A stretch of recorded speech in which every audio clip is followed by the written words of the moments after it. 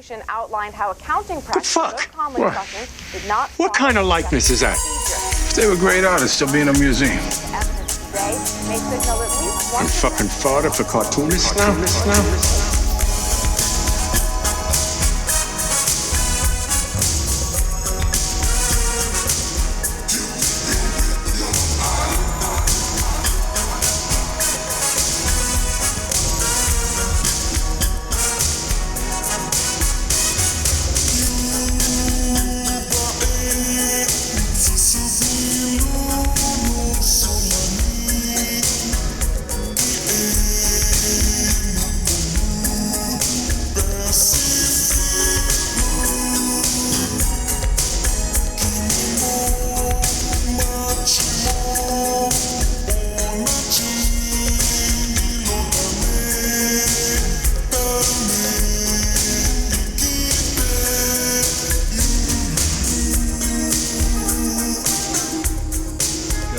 Gang. Welcome to another episode of Gutter Boys, episode 42. Gutter Boys is a small press comics podcast about the ins, the outs, the highs, and the very deep, endless lows of making comics. I'm your host, JB, with my co-host, Cam. Today, we're joined by our special guest, Daniel Warren Johnson. A lot of you probably know him for his recent work with the Big Two.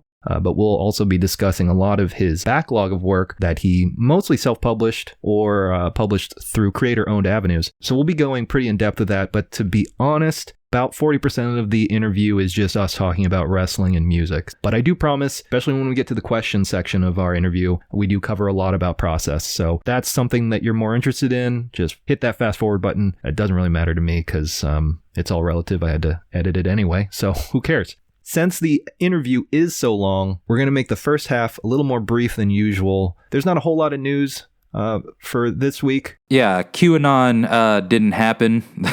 Yeah. So that was the news. Yeah, that the only news is now Biden is president and racism is gone. It no longer exists. It's over. Yeah. ICE has been abolished. Student debt has all been forgiven. And everybody that doesn't like Bernie is posting pics of Bernie. We're now getting $5,000 checks every month. Shit is great right now. Yeah. So with this being a shorter first half, this is the end of an era on this episode. This is the last episode before our Patreon starts. I know we talked about it on the last episode. We're going to talk about it on this episode and the next episode and the one after that because we want money. But no, you could find us at patreon.com/gutterboys. For $5 a month, you're going to get 2 bonus episodes and digital content. There are some other tiers that include physical items and commissions from JB and I if you stay subscribed, for a year. So check us out at patreon.com/gutterboys. Since this episode is going to air in January, just a heads up, you get billed the day that you sign up for the Patreon. So you might want to hold off until the beginning of February to sign up, because if you sign up in January, it's going to bill you again on February 1st. So we don't want you getting double billed. However, there have been quite a few of you that have already signed up, and we definitely appreciate that because you all signed up knowing you weren't going to get anything and you just wanted to support the podcast, and that's fucking awesome. So thank you for that. If it makes you feel any better, if you paid us for the month of January and you think you're not getting any additional content for it, originally this interview that we're going to air with Daniel was going to be 2 episodes since it did run nearly 2 hours. And so that would have been less work for me because we would have had 2 episodes knocked out and just loaded, ready to go. But I opted to just put it all together into one singular episode and give myself more work to do for the benefit of you all. So yeah. So more bang for your buck there. Also, our first Patreon episode will come out. If you're listening to it on the day of the release, it's January 25th. Our first episode will be out next Monday on Patreon. That's February the 1st. And we're having Evan Salazar back. So stoked to talk to Evan again. And yeah, we'll see you on there if you subscribe. We also have some updates about our merch. As you all know, we've been working with a friend of the show and amazingly talented artist Pablo Vigo, and it's done. And we're going to have that available for pre-order on Monday. So when this episode drops, you'll be able to pick up a t-shirt. And due to current events, as you all probably know, global supply chains aren't exactly great right now. So we can't really guarantee when those shirts will be done. We are going to give it about a 4 to 6 week window. We think that's pretty generous enough. But if something happens down the road and there's like a 2 or 3 week delay, don't worry. We'll be very transparent about it and let you know. And of course, if you don't feel comfortable about that, just don't order it. Or you can cancel your order. Who cares? Whatever. No fuss, no muss. Yeah, just pay with PayPal because you're protected through that. But we're going to get you the shirt anyway. I mean, it's just, Yeah, it's going to happen. Yeah. Is what we're saying. It just might take longer than normal because there is a global pandemic still going on. Yeah. But, if you're listening to the show, it's very likely that you understand that. So we don't really have to go too into detail about that. But that'll be available. It's going to be a link in our bio when you listen to this episode. And if you are interested in getting a Gutter Boys t-shirt, go ahead and hit that link. And that'll lead you to a web shop where you'll be able to pre-order the shirt. Sizes are going to be pretty standard, from small all the way to 5XL. But again, that will depend on supply chains. So we'll keep you all updated and informed if anything happens in the meantime. But we're excited about the shirt. Pablo knocked it out of the park. Yeah. We really think it's going to be a good introduction to Gutter Boys merch because we have a lot planned in the coming months. So... Yeah, and this is our second anniversary t-shirt. Our second anniversary of the show is in February. Pablo, like JB said, knocked it out of the park. It's a Tony Soprano design. It's going to be available in 2 colors. We're doing white and like a, it's Tony Soprano as Charlie Brown because he's wearing Charlie Brown's shirt. And he's wearing, he's reading the old EC comic Psychoanalysis. So, many levels here. The 2 colors that will be available will be white and natural, which is sort of like an off-white beige type color. It's very subtle. For fans of black shirts, I'm sorry, we're not going to have those just yet. And also, I can't deal with having another black shirt in my closet because I just have too many at this point. So hopefully you can relate and you'll want to pick these up either way. Yeah, it's a cool design, and we're going to leave pre-orders open for a week. So looking at the calendar here, they are going to launch on Monday, 25th of January, and they will be over on February the 1st. Yes, which will also be the day when we air our first bonus episode for Patreon members. Correct. And that should be automatically uploaded into your podcast feed. You might have to go to Patreon and link your app on your device to your Patreon feed so the podcast automatically loads, or you can go to our Patreon and just stream it from the site as well. Now, I do want to say that with the shirts, if you want one, pre-order one. We might make a few extras to take the shows, but we're not planning on having these available to buy after the pre-order online. Right. And also, that's assuming that shows are even going to take place anytime soon. So basically, if you want one, get it now, because this will probably be your only opportunity to do so. You don't want to get stuck with 1,000 shirts. So the pre-order helps you, figure out, how many you need and how many you can order extra. So if you want one, just get it during this week because I can't promise you'll get one if you don't.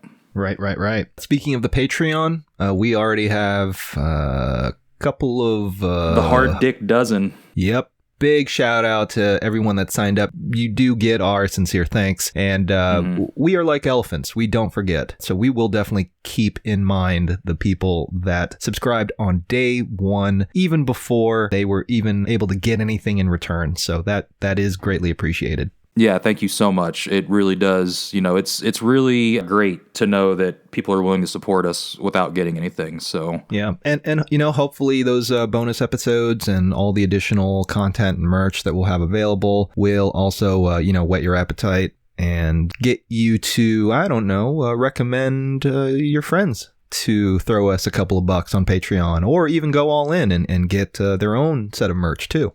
Hell yeah. Real quick, we also want to give a shout out to Reed Chancellor and Ryan Alves for sending us their books and their zines and a bunch of stickers too, along with a very nicely worded letter. So we appreciate that. If you want to send us anything, whether it be for review purposes or just because, you feel like sending us something just to be nice, you'll have to send it to both of us because there are 2 Gutter Boy HQs. One in Chicago for now, and the other in Kentucky. So if you do want to send us anything, just send us an email or a DM, and we can give you that address, information, whatever, and yeah. Yeah, we'll shout you out on the show. So Reed did send us over some really cool comics that were published by Microcosm. You can find him on social media at Reed Chancellor. And Ryan sent us over a bunch of stuff as well, and you can find him on Instagram at Alvestagram. That's ALVES Tagram. All right. Well, we're going to take a quick break here, and then when we return, we're going to do our deep dive interview with Daniel Warren Johnson. So stick around. Meat Train. Fuck that. We'll be right back. Hey Gutter Gang, we want to tell you about a webcomic that is also one of our Patreon supporters, Soggy Landing. Soggy Landing is an epic fantasy adventure about a weed wizard that stumbles into a gunpowder plot to smash the state. There's lots of cartoon animals, magic, historical, and literary references, drugs and flashbacks, songs, horror, gore, and the occult. Twice a week, there are new pages of Soggy Landing at Study Group Comics, and there are over 200 pages of frogs, bears, and revolution waiting for you right now. You can follow them on Instagram at welcome_to_soggy_landing or at Ian Dinsford. Soggy Landing. Hell yeah, dude.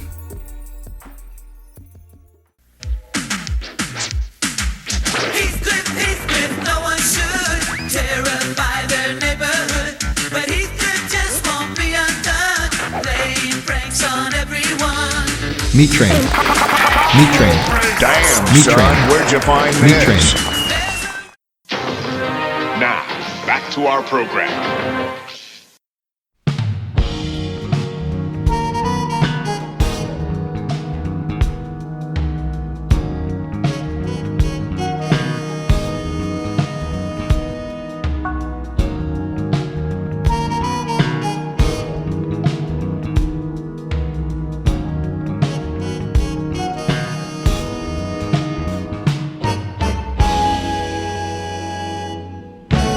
And welcome back from the break. We are here with our guest, Daniel Warren Johnson. What's up, guys? What's up? What's up? Hello. We had the whole intro ready for Daniel, and then we realized there was really no need because everyone knows Daniel. Everyone knows who Daniel is. Yeah. So Poor Cam was like author of Wonder Woman, Dead Earth, and Murder Falcon, and JB's like, no, just don't even say anything. No, we're not gonna spend 20 minutes on the intro. we gotta use the precious time we have to our benefit here. Mm-hmm. Anyway, Daniel, thanks so much for coming on the show. Really appreciate Yeah, it. for bro. sure. Well, I mean, I basically invited myself. Let's be serious. Yeah, Let's be right. real. Okay. Well, you've been on the list. We've wanted Yeah, you on you were on here. the short We may list not have anyway. said anything, but you've been on the list. Oh, hell yeah. Yeah. And especially after Ramon came on, and I think he pretty much made fun of us for not having Daniel on sooner. Yeah, this will be the opposite of that interview, which will probably be a good thing. Right. Yeah. That's true. Yeah. We're not talking to some Good old Ramon. asshole from Stockton. Yeah. We got a Chicago He'll fella. let you know about it, Who too. He'll tell you buries he's us from Stockton. constantly on their podcast. Oh yeah, that's right. Yeah. See, that's the nice thing. Daniel uplifts people on his YouTube channel. He doesn't put people down like Ramon. Ramon was berating his co-host because they talked to us. So Yeah. Another Daniel, actually. yeah. Yeah. Shout out to Mex Flintalo. Good dudes, I guess. Yeah. I really want to just go on the he dropped a new episode that was called Ball Zone about the NBA, and I just want to go on there and talk shit about the Warriors. So hopefully he lets me on. I would love to talk basketball with Ramon and just tell him how terrible his team is this year. There you go. Yeah, that's definitely going to be a conversation only you're going to have out of the two of us. So, Yeah. I mean, I watched The Last Dance. Hey. oh that's hey, good yeah, stuff. there you go. Yeah, great stuff. Who won? I don't actually know I don't know the guy who did it, but the guy who did the comic book about Michael Jordan, Okay. very painterly style. He also did. God, I can't remember what it's called. It's called Bulls on Parade. I know the comic you're Thank talking you. Of course, about. Cam knows the title. I'm sorry, I can't remember his name. I feel really bad. Yeah, about I it. don't know the author's name, but I know I was looking at that book recently, actually. Let's see. It looks like actually the cartoonist that did it was Wilfred Santiago. That's correct. Yep. Yeah. He also did one about Roberto Clemente that I liked way more. Yeah, that was a good one. I've read that one. Also, Roberto Clemente is like somebody that I actually want to read about. No offense, Mike. Yeah, a listener of the show, Michael Jordan. Please don't take offense to that. Yeah. We appreciate you listening and tuning in every week. Please but- keep Mike, keep your respect the Patreon game, but, subscription. Yeah, exactly. Yeah.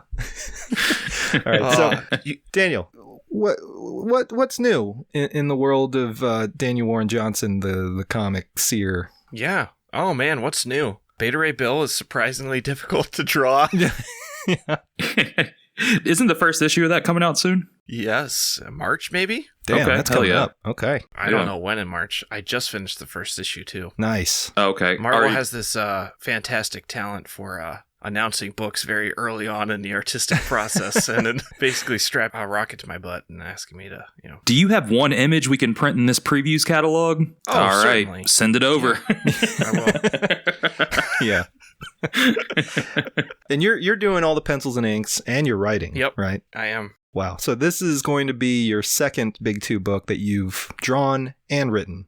Yep. Which is not a common thing, right? Like that's not something that you normally see by either publisher, really. Yeah, because you did Wonder Woman all as like a one-man book pretty much. I think you had a colorist on it, right? Yep, Mike Spicer. Mike Spicer, and yeah. He's joining me on Beta Ray Bill as well. Yeah. Hell I yeah. figured. Yeah. So yeah, with most of the time the guests we have on here, are, small press, but when you work at the Big Two, the normal system is like a writer and an artist. And I know you've done some creator-owned books at Image, Extremity, and Murder Falcon, but when you're working for the Big Two, how do you tell them that you don't want a writer? Because I think that's badass. Yeah, that is a big pimp move. Yeah. There wasn't like a specific instance at DC where I basically said I don't want to do it unless I write it. But I remember Marvel asked me to do like a Darth Vader one-shot, and I was like, I'd love to do that, because they didn't actually ask me to do either. They're like, would you be interested in doing some work on a Darth Vader book? And I was like, yeah, 100% I'd write and draw that. Like that was the email, Yeah. And they're like, oh, you're actually just thinking art. I'm like, I'm out. See you guys. Yeah, I just have no interest. So they knew to come correct, I guess, with Beta Ray Bill. I don't know. It's kind of weird, It's like you develop relationships, and you see people at like shows, and I remember I talked with I met Will at C2E2 I think a few years ago, and we got to chatting, and I remember I just like emailed Will Moss, my editor at Marvel, out of the blue, just asking him if I could basically do a Beta Ray Bill book.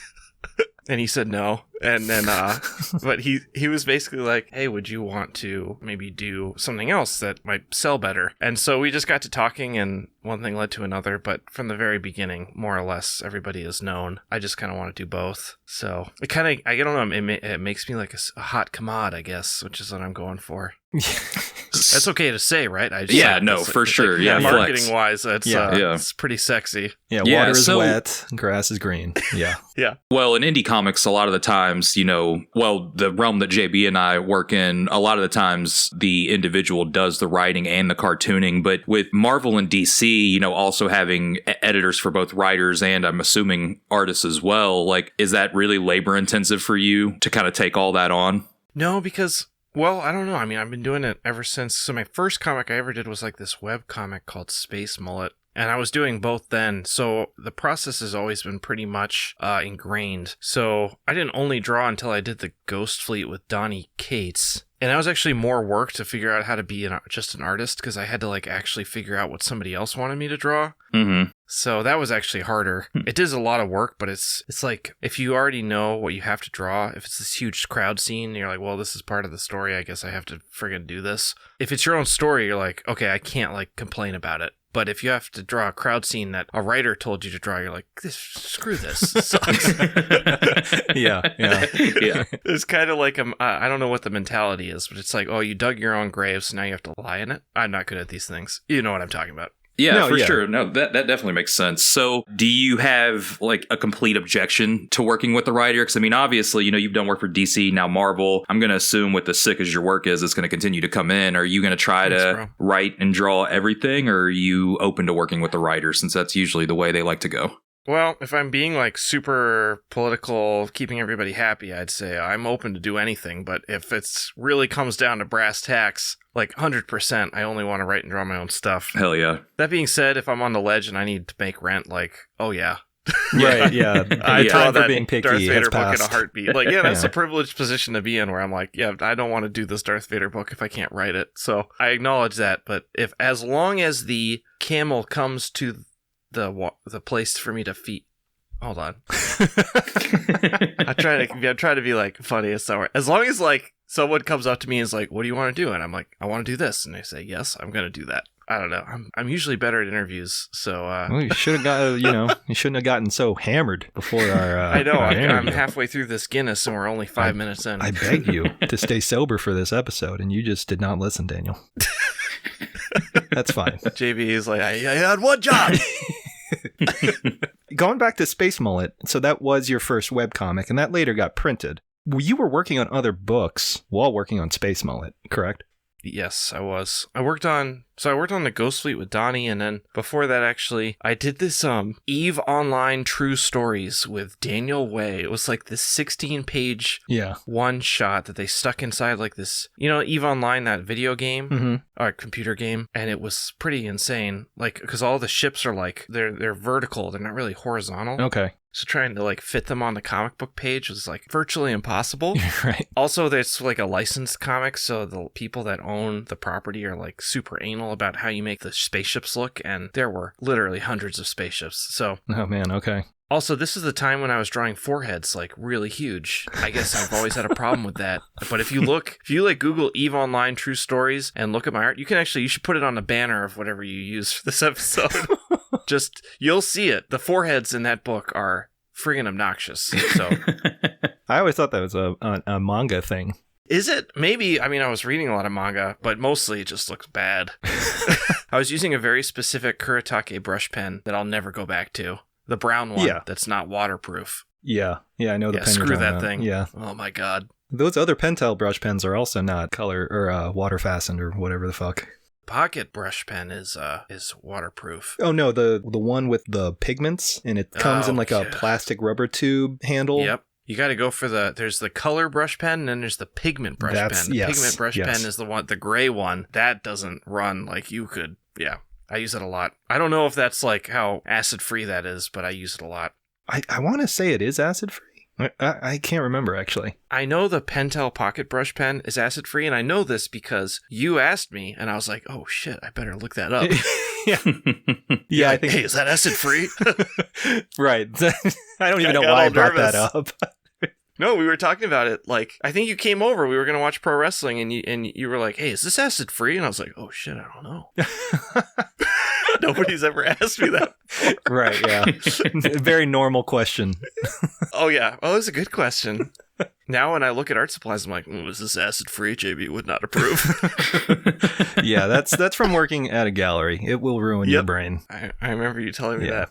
Yeah. But so that led into work with Donnie with the Ghost Fleet. Yeah. And then did that for a little bit. And then I worked on this nightmare project, Alabaster, the Good, the Bad, and the Bird, where I was like getting notes. This writer was giving me notes on like my wheels were too big or too small on like this very specific car reference she gave. And she asked me I had to draw this funeral. It was a grave, like a graveyard scene. And there were trees in the graveyard because of course there are. And I busted my ass on these trees on this graveyard, and it wasn't the right tree bark for the locale, so she asked me to like change the trees. What? Wait. Oh yeah. Wait, how did they know? Oh, yeah. How did she know like the specific tree bark? This isn't a Douglas fir. Like, Yeah, right. Yeah, what is that? We had no actual contact between me and the writer. It was her to the editor to me to the editor to her. That sounds horrible. He was like, "Hey, she sent me some correct ref for this tree that this character is sitting on." And I was like, "Are you?" And I didn't email him this, but I was in my mind. I'm like, "You must be kidding! Like, you have to be kidding!" But this is early on enough in my career where I was like, "I guess I have to do this," And I am. JB will know I am kind of a people pleaser, so yes. I think at that point, like I remember busting my butt on issue 1, and I got all these crazy notes back in line with that, and I more or less checked out, and it was a tough project after that. It was 5 issues of that too. 5. Yeah. Where I was just getting notes and I was just basically ignoring them, which I felt bad about. But like, hey, you're not paying me enough to like change this tree bark. I'm sorry. yeah. That's wild. So that was rough. And then that was like a good impetus to be like, I'm not really ready to work with a writer ever again. Hell yeah. So, and then I went off and I did like a little mini comic about Star Wars, and that was good. So, Well, yeah, so you've done 3 mini comics. 4? Was it 4? I think I've done 5. Is it 5? Okay. Because Wait, you okay, got the we got Liger. Green Leader. Yeah, Green Leader. Liger, Liger. Cherno, Mm-hmm. Martok. Yep.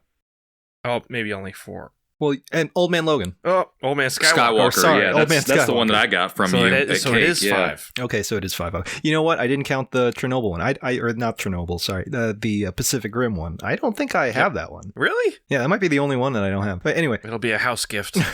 so, going from what you're doing now and comparing it to your experiences early on, How much of like those interactions with editors in terms of like playing telephone basically with other people, has that gone away, or is it still the case in terms of like you having to go back and forth between a middle person rather than, talking to someone directly? I didn't have that experience before Alabaster. I didn't have it after. I've Okay. never had that before. Okay, so it might have been just that publisher. Yeah, I think it was because this writer kind of comes from her name's Caitlin R. Kiernan. Okay. She comes from like a novel background Oh, of thing. So I'm not sure. I have no idea because I never met her. I never got to know her or anything. So yeah, it's definitely was a rare thing, and it's never been like that since.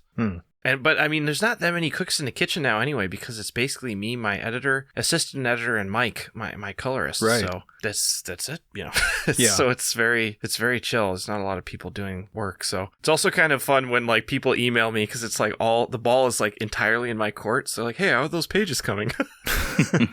It's just an empty void until I drop like 15 pages into the Marvel FTP. So how long have you been working with Mike? 'Cause I know you've been working with him for a while. Is that like, how'd you link up with like Mike? You just liked his coloring, or? Actually, I didn't know who he was at all. We had a person that was coloring Extremity, and they colored the first issue completely, but then they were not email responding back about like when they were going to get issue 2 done, and it had been like a month and a half. So we had to move on, and like we were looking for another colorist that could fill a spot pretty quick. And it was Brian Level, actually, who recommended Mike Spicer to me. He was doing some work on some Boom comics. And he's like, you should check this guy out. He's really good. And I was like, he is pretty good. And so we invited him to like try a page or two, I think. 2 pages. And we're like, just do whatever you want. And he killed him. And ever since then, I've just been like, he's been my guy. So we actually met on Skype for the first time since working together in 2015. Like middle of last year, middle of 2020. We'd never talked on the phone. Never met in person or anything, just emails. Only emails. So we got to talking a little bit. So it was really cool. It was really great to meet him. But that's how easy the working relationship was. I didn't even talk to him, in real life. So he just makes everything easy. Hell yeah, that's all you can ask for in a coworker. Seriously. And you did say Mike was working on the Beta Ray Bill book coming up as well? Mm-hmm. Hell yeah. So that's a mini-series, is that right? Not an ongoing? 5 issues, yeah. 5 issues, okay. Hell yeah. Yeah. You said the first issue's out in March, and I guess that's what you're currently working on right now. It's just all that Beta Ray Bill stuff? All the Beta Ray Bill stuff, and it's kind of taking up most of my time. I wanted to do an image book after Wonder Woman, but the pandemic kind of freaked me out a little bit, so I thought maybe if I go corporate again, I can kind of get some job security for the winter time. And I'm enjoying myself, it's a fun project. And I'm getting to write and draw it too, which I know is really special, so... Well, and you did mention that you pitched a Beta Ray Bill book that got, denied originally. So is this a character that you've wanted to work with, like, I guess for a while now? 100%. Yeah. I mean, this is a while ago that I emailed them asking, and it wasn't even an official pitch. I was just like, I think a Beta Ray Bill book would be really cool. I think there's a market out there for it. And it wasn't like a hard no, but it was like, that's not really going to sell. Do you want to try something else? And we went back and forth on I went back and forth with some ideas with Marvel, but they ended up not working out. And then I ended up doing, I think I started doing Murder Falcon at the time. I'm not sure exactly. But then before I started Wonder Woman Dead Earth, it was basically, I was deciding whether to do a Beta Ray Bill book at Marvel, because they asked me what I wanted to do. And I said Beta Ray Bill again. And they're like, okay, we'll do it. And then I went back and forth between DC and Marvel, because DC had offered me the Wonder Woman book. And it just came down to DC was going to pay me more. So I went with DC. It was as simple as that, And after I came back, after the Wonder Woman book ended, I pinged Marvel again. And, they played ball. I mean, they upped the price. So I was like, let's do it. And it felt good. It's a good situation. And I'm glad to be working there now. So being able to work at both, like, is there any kind, and you don't have to answer this if it'll get you in trouble, but is there any kind of like internal, like, oh, we don't like that you've worked for the competition between those companies still, or is that kind of fallen to the wayside with the current landscape? Man, I don't know. If there is, I don't think they're telling me. I think it's more... I remember when I turned down Beta Ray Bill to work on Wonder Woman, there was some frustration there at Marvel, because, it's this weird position when you're, doing this for a job, where if, I'm pitching people 2 different things at 2 different companies, if you walk into an interview and you're like, I kind of want this job, but if I get this other job, I'm totally going to take that one. I have to be excited about both. So you kind of put on this weird front where you're like, yeah, I'm really excited to get started with this. And then you go to the other person, you're like, yeah, I'm really excited to get started with this. But at the end of the day, it's the wild friggin' West, and it's not exactly like Marvel and DC, God bless them, are looking out for my best interests. So, you know, you kind of have to like be your own Voice of reason. You know? Yeah. Yeah, you know, and so like when I broke it to Marvel, they were not happy, but I think they understood. So I was actually a little afraid that maybe I had burned a bridge because I had decided on Wonder Woman. But sure, I mean, like I came back middle of the pandemic and I was like, hey, I'm finishing up Wonder Woman. Like, is there any interest? And they were like, oh, 100%. Let's do this. So nice. That was really cool. Are you, because with Wonder Woman, I was picking up like the floppies as it was coming out. Oh, yeah. And I noticed that like you did your own variant covers as well, which didn't you do 2 covers for Dead Earth, like each issue? I did. Yep. Yeah. So are you doing the same thing for Beta Ray Bill, or are they going to, because I know that they love variant covers at those companies. Oh my gosh, they do. Yeah. No, I basically said I just want to make sure the A cover has my art on it. Yeah. And then do however many variant covers you want to do for the rest of it. Okay, cool. But I think Walt Simonson is doing a variant for issue 1. Oh, that's exciting. Hell yeah. That is really freaking exciting. Yeah. And we have a few people. I don't know. I feel like David Cho is going to do a variant cover. Yeah, he's definitely going to do a variant cover. I hope that's what's happening. I've talked to him about it. We'll see if that happens too. So do you get to pick who does the variants, or is that mainly like just Marvel picking? Like, how does that work? It's basically like I look through my Instagram and I'm like, who am I really jazzed about right now? And I kind of like, you know, just kind of get excited about stuff. I actually reached out to Chase Conley, who I think works in animation. He does these really cool like retro X-Men drawings on Instagram. Mm-hmm. So we got to talking, and I basically messaged him how cool his sneakers were and how I was not cool enough to pull that off. And we talked about art for a little while, and I was like, hey, do you want to do a variant cover for Beta Ray Bill? And I totally hadn't asked Marvel yet. But Marvel actually is a big fan, so that worked out too. And then with David, we kind of went back and forth, and I was like, hey, I'm doing a Beta Ray Bill book. Do you want to draw like a horse face guy? He's like, oh, let's do it. So that should be fun. With Beta Ray Bill on the horizon after that, you know, I know that's obviously some time off since the first issue just got completed, but are you wanting to go back to that Image book that you mentioned that got derailed by the pandemic? I do. I really do. If it happens, it's going to be a pro wrestling comic, so... Oh, sick. I know they tried one a few years back, and I wasn't feeling it, but I know that you love wrestling, so I feel like you would do a good wrestling comic. I try. Yeah, theirs was like, you know, no offense to any of the creative team, like it looked fine and everything, but they did like a book called Ringside, and yeah, it was more of like a real. Yeah. It was like a crime type thing, yeah, like noirish. Yeah, so it's like it just didn't really stay as wrestling focused. Like the first 2 issues were like really wrestling heavy, and then after that, it was just like a crime thing, and I was like, well, I guess this is cool. I guess I was trying to figure out a way, because like if I want to watch a wrestling story, I probably would just watch wrestling just as a fan. Yeah. So I was trying to figure out ways to maybe like tie in a little bit of genre fiction in with like wrestling, and not where it's like wrestling versus like, didn't you show me that, JB, where like Kota Ibushi's like fighting Ultraman or something? Yeah, that movie with him and Minoru Suzuki, and they're fighting kaiju. I actually, they, I usually don't like Amazon, but they have $5 copies of that on Blu-ray on Amazon. Hell yeah. So if you want to grab it, they've got that movie. I've got to check that out. I've only seen like a few YouTube clips, but trying to figure out how to marry, you know, the aesthetic of pro wrestling with like something that will work. That's not just a wrestler, because I don't know what it's like to be a wrestler, and I don't really want to do the research. No offense. No offense. I just am lazy, so I don't want to do that. And I don't want to do interviews, and you know, I'm going to get something wrong. It's just, I would rather it be like a genre thing that I can tie it in. So I'll figure it out. I'll tell you guys more about it after we finish. Yeah, for sure. So what are you mainly watching, wrestling-wise? Mostly New Japan and AEW.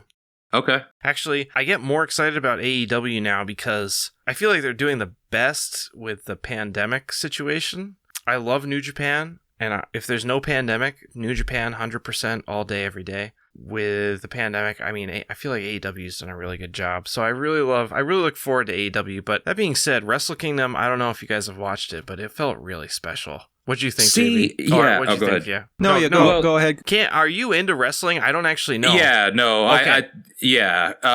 But you I want to know your opinion, Cam. Yeah, okay.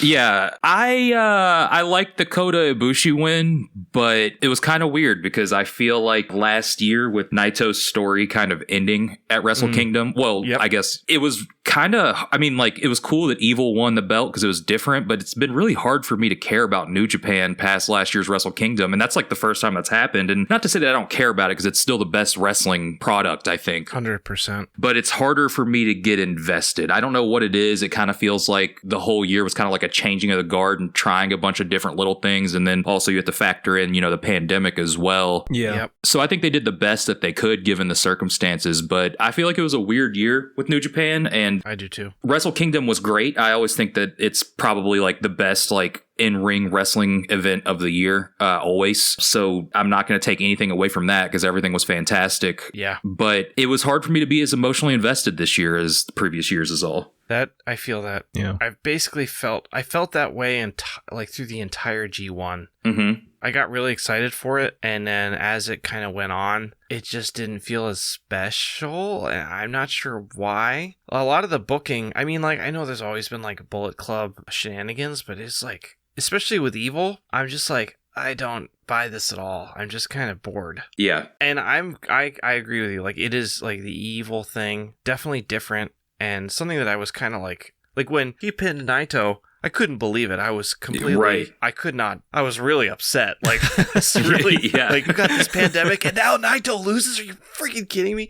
But it made me want to watch the next show, which I kind of gave him credit for. Uh-huh. Yeah. Yeah. So, but then as like the months have gone on and Evil is doing his Bullet Club thing, I'm like, dude, I'm just having a hard time caring about this. Mm-hmm.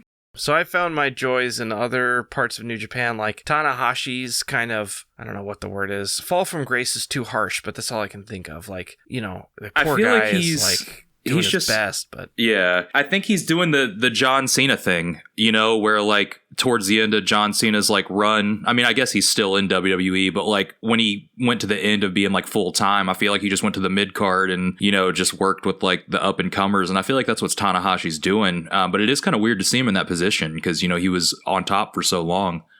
yeah. And what's really something, so throughout the entire friggin' pandemic, I've basically, in my whole life, I've had to like focus on small things, and small thing about New Japan that I'm noticing is like Tanahashi can barely do anything in the ring now, relatively, and he's still so good at making me feel things. So like his match with Naito in the G1 is probably one of my favorites of the year. Oh, like I had yeah. a lump in my throat, but I don't know why. That was a great match. That was a great friggin' match. And like, like when like wrestlers get each other in leg locks and they're doing the rope thing, I mean, like, I appreciate the aesthetic, but I'm very rarely on the edge of my seat about it because I'm like, all right, I get it, right? But in this match, I was just like, I was losing my mind. I was popping out of my chair. That was really exciting. So It's great when a match will do that because it'll just get you randomly where you're just like so invested and you Yep. like suspend your disbelief and, Yep. you're just hooked. Like when that happens, it's a really great thing. it's really special. And I felt that a little bit in Wrestle Kingdom. I'm glad that the Sonata Evil thing was like mid-card, more or less. Mm-hmm. And all the rest, everything else I just really enjoyed. And, I guess we'll see. I mean, Sonata Ibushi again. Are you kidding me, New Japan? Love you, but are you kidding me? Yeah. You think they'll ever pull the trigger on Sonata? I don't know. Not until he signs them papers. Oh, is that what it is? Is it contract stuff? Yeah. Okay. I didn't know. I don't even know anything about that. Yeah. It's similar to Kota Ibushi for all those years and why he never really, got the title. It's because he never signed and then he did and now he's the champion. So Is Sonata also from like a billionaire family to where he can that do whatever I he don't wants? know, but he definitely dresses like it. So Yeah. who Yeah, knows? you were saying like Ibushi comes from money, right? JP? Yeah. I think his dad owns like hospitals or something. Yeah, he knows nothing about life except wrestling. I'm not Yeah. even kidding. Like, Yeah, I remember texting most of the time when I have a wrestling opinion, I will actually text JB, and he's so knowledgeable about all that stuff. And I remember texting you about Ibushi, and you're like, "Oh, that lovable idiot." Yeah. did you see the video from a few months ago where he just like puts the sparkler out in his mouth for no Oh, reason? That's It's That's just like crazy. it's Ibushi just standing there and like a bunch of Supreme, and he's got like a fireworks sparkler, and he's just looking at the camera, and then he just puts it in his mouth and just puts it out on his tongue for no reason, and it's just like He's a special boy. He's very special. Oh. Somebody, and then like the stories about him like getting lost everywhere he goes. oh yeah, getting lost, and then like all of his interviews are so bizarre. High-fiving Vince McMahon because he didn't know who he was. Or like how he talks about how he doesn't trust anyone that reads books, or he doesn't trust books in He general. doesn't trust books, yeah. Doesn't understand fishing, doesn't understand the concept behind it. Just really odd guy. So I subscribe to the Observer, and sometimes just for the kick of it, I'll like read the back issues because growing up I did not watch wrestling. So early 2000s, I was totally out of it. I had Yeah. no clue. But I was reading on Observer like one of their back issues, and I guess Tanahashi got stabbed literally in the back by his girlfriend Yeah. at Oh. one time. Yeah. That's It might have been an crazy. ex. Yeah, like an ex-girlfriend. Yeah, I think you're right. Where something like crazy, and she stabbed him in the back. I guess he still has the scars to prove it. Yeah. I think the story and this might be fiction, I'm not 100% sure, Okay. but I remember reading stories about how after he got stabbed, he took himself to the hospital and just like walked into the ER. It's hard man stuff. Yeah, for Man. real. For real. It's sick. If you have any if you have any like cool New Japan stories that are just wild, I'd love to hear them. If I don't know another how one you comes to find mind, this stuff out, it's social media, and I feel like I got into wrestling at the right time, and so Okay. like all the information that you have access to now that's like specific to whatever weird, insipid, bizarre thing that you might be into, it's just a treasure trove of information out there. So now anytime I Totally. want to know anything about someone, even if I didn't ask, it'll be presented to me on Twitter or some website or, Right on. but I'm really happy that Hiromu Takahashi is back. Oh, yeah. oh man, that match. And Woo. I got into him. I got into his stuff after he came back from the injury because I started watching New Japan. That's right. in summer 2018. That's right. Yeah. So JB would keep texting me like, "You have no idea. Just wait till Hiromu comes Yeah, back." he's so amazing. The one of the best matches I've ever seen live was Hiromu versus Jay Lethal at one of those War of the Worlds show. And Oh, nice. He's Yeah. just insane. Like one of the best wrestlers in my opinion. He was also in That's a awesome. Battle of Los Angeles tournament at PWG a couple years back too, before he signed to New Japan. Oh, really? Okay. So Is this Jay Lethal or Hiromu? Hiromu, sorry, yeah.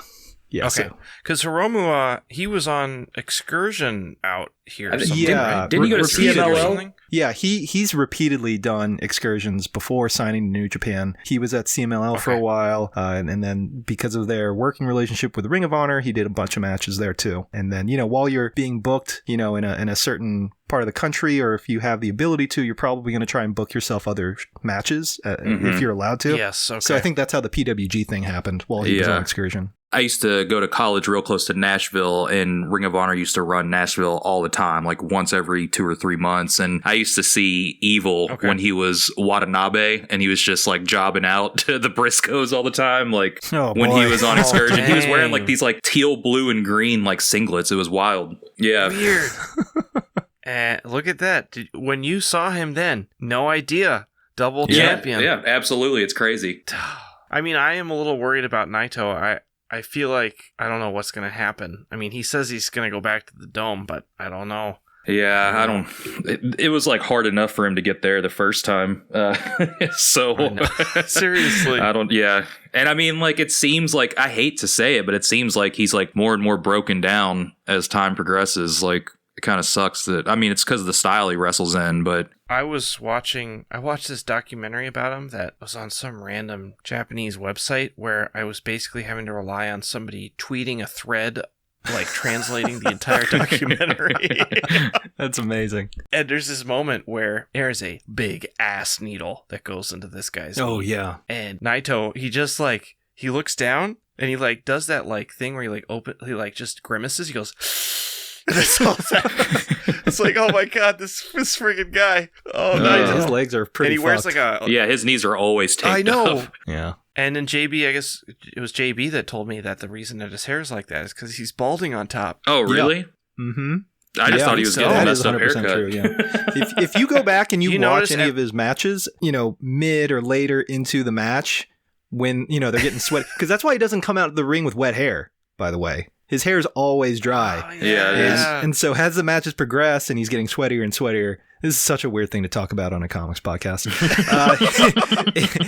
It begins to like thin out, and you can kind of, and especially if he's like lying down or takes a spot or whatever, it's a little more Oh, noticeable. he'll subtly like cover his Yeah. face. He's like covering his face for a second, but you realize that he's actually like patting his hair down over his head, which I love. It makes me love him that much more. I don't know why. I just like, it makes me that much more endeared to him, I guess. One thing that I hate about Naito, and I think this is like a common complaint, is I really think he should have won the title off that Stardust press. Like, just because of like the story and it represented his old character. Sorry, that was just one thing that bothered me. Now that I'm like, I thinking actually about disagree with that. I think it's Ooh. smart that that they kicked out of that move, because that's the old Naito.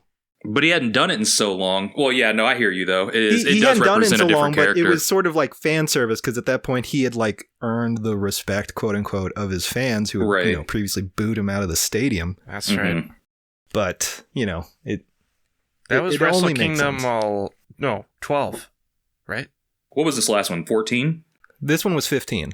15. Okay, so I think I think that was last year. It was when Okada fought Naito, right?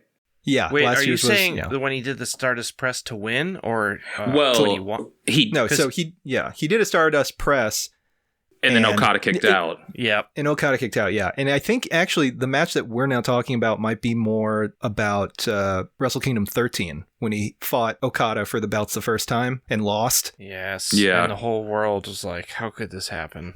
Yeah. Yeah. And again, it makes sense, because like he tried to go back to like his face move set, like back when he was kind of just a generic good guy. Yep. So I saw echoes of that with Ibushi pulling out the Phoenix Splash in both matches at Wrestle Kingdom 15. yes, this past yes, yeah, one, where like he never does that now. right. Where like he was busting that out all the time back in the day, and I think he missed it with Naito. Yeah, he missed it. He landed on his face with Naito, but he hit it on Jay, and I thought it was over at that point. But Jay kicked out. So Jay kicked out a lot, like a lot. yeah, in that but match. dude, Ibushi kicked out of the Blade Runner, bro. That's right. Yeah, first time. First guy, I for anyone. lost my shit when I saw that. Oh my god. Yeah.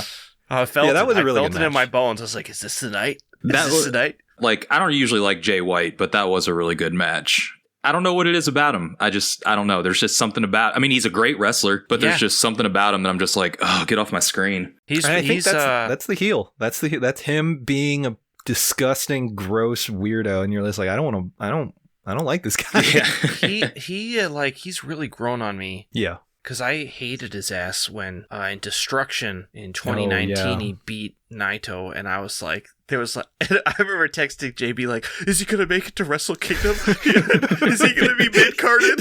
Daniel was like legit upset about that. I was so Yeah, I mad. remember I was so upset. I texted you, how could this happen? And I was like, it's okay. He'll just have another match. It's just part of the story. Yeah. But so ever since then, Jay's really grown on me, and then his promo after this last match with Ibushi was pretty stellar. Yeah. And now, who knows? I guess maybe he might be going to WWE. Maybe. Is that where I he's don't know. going? So I keep getting conflicting information. Somebody said about he had a that. 7-year contract. Or, Yeah, some people are saying he signed to WWE or plans to. Others say that his contract is going to force him to be in New Japan. I think it's all just part of a storyline, in my Okay. opinion. I think they're planting seeds of doubt to make people think that he's jumping ship, but he won't.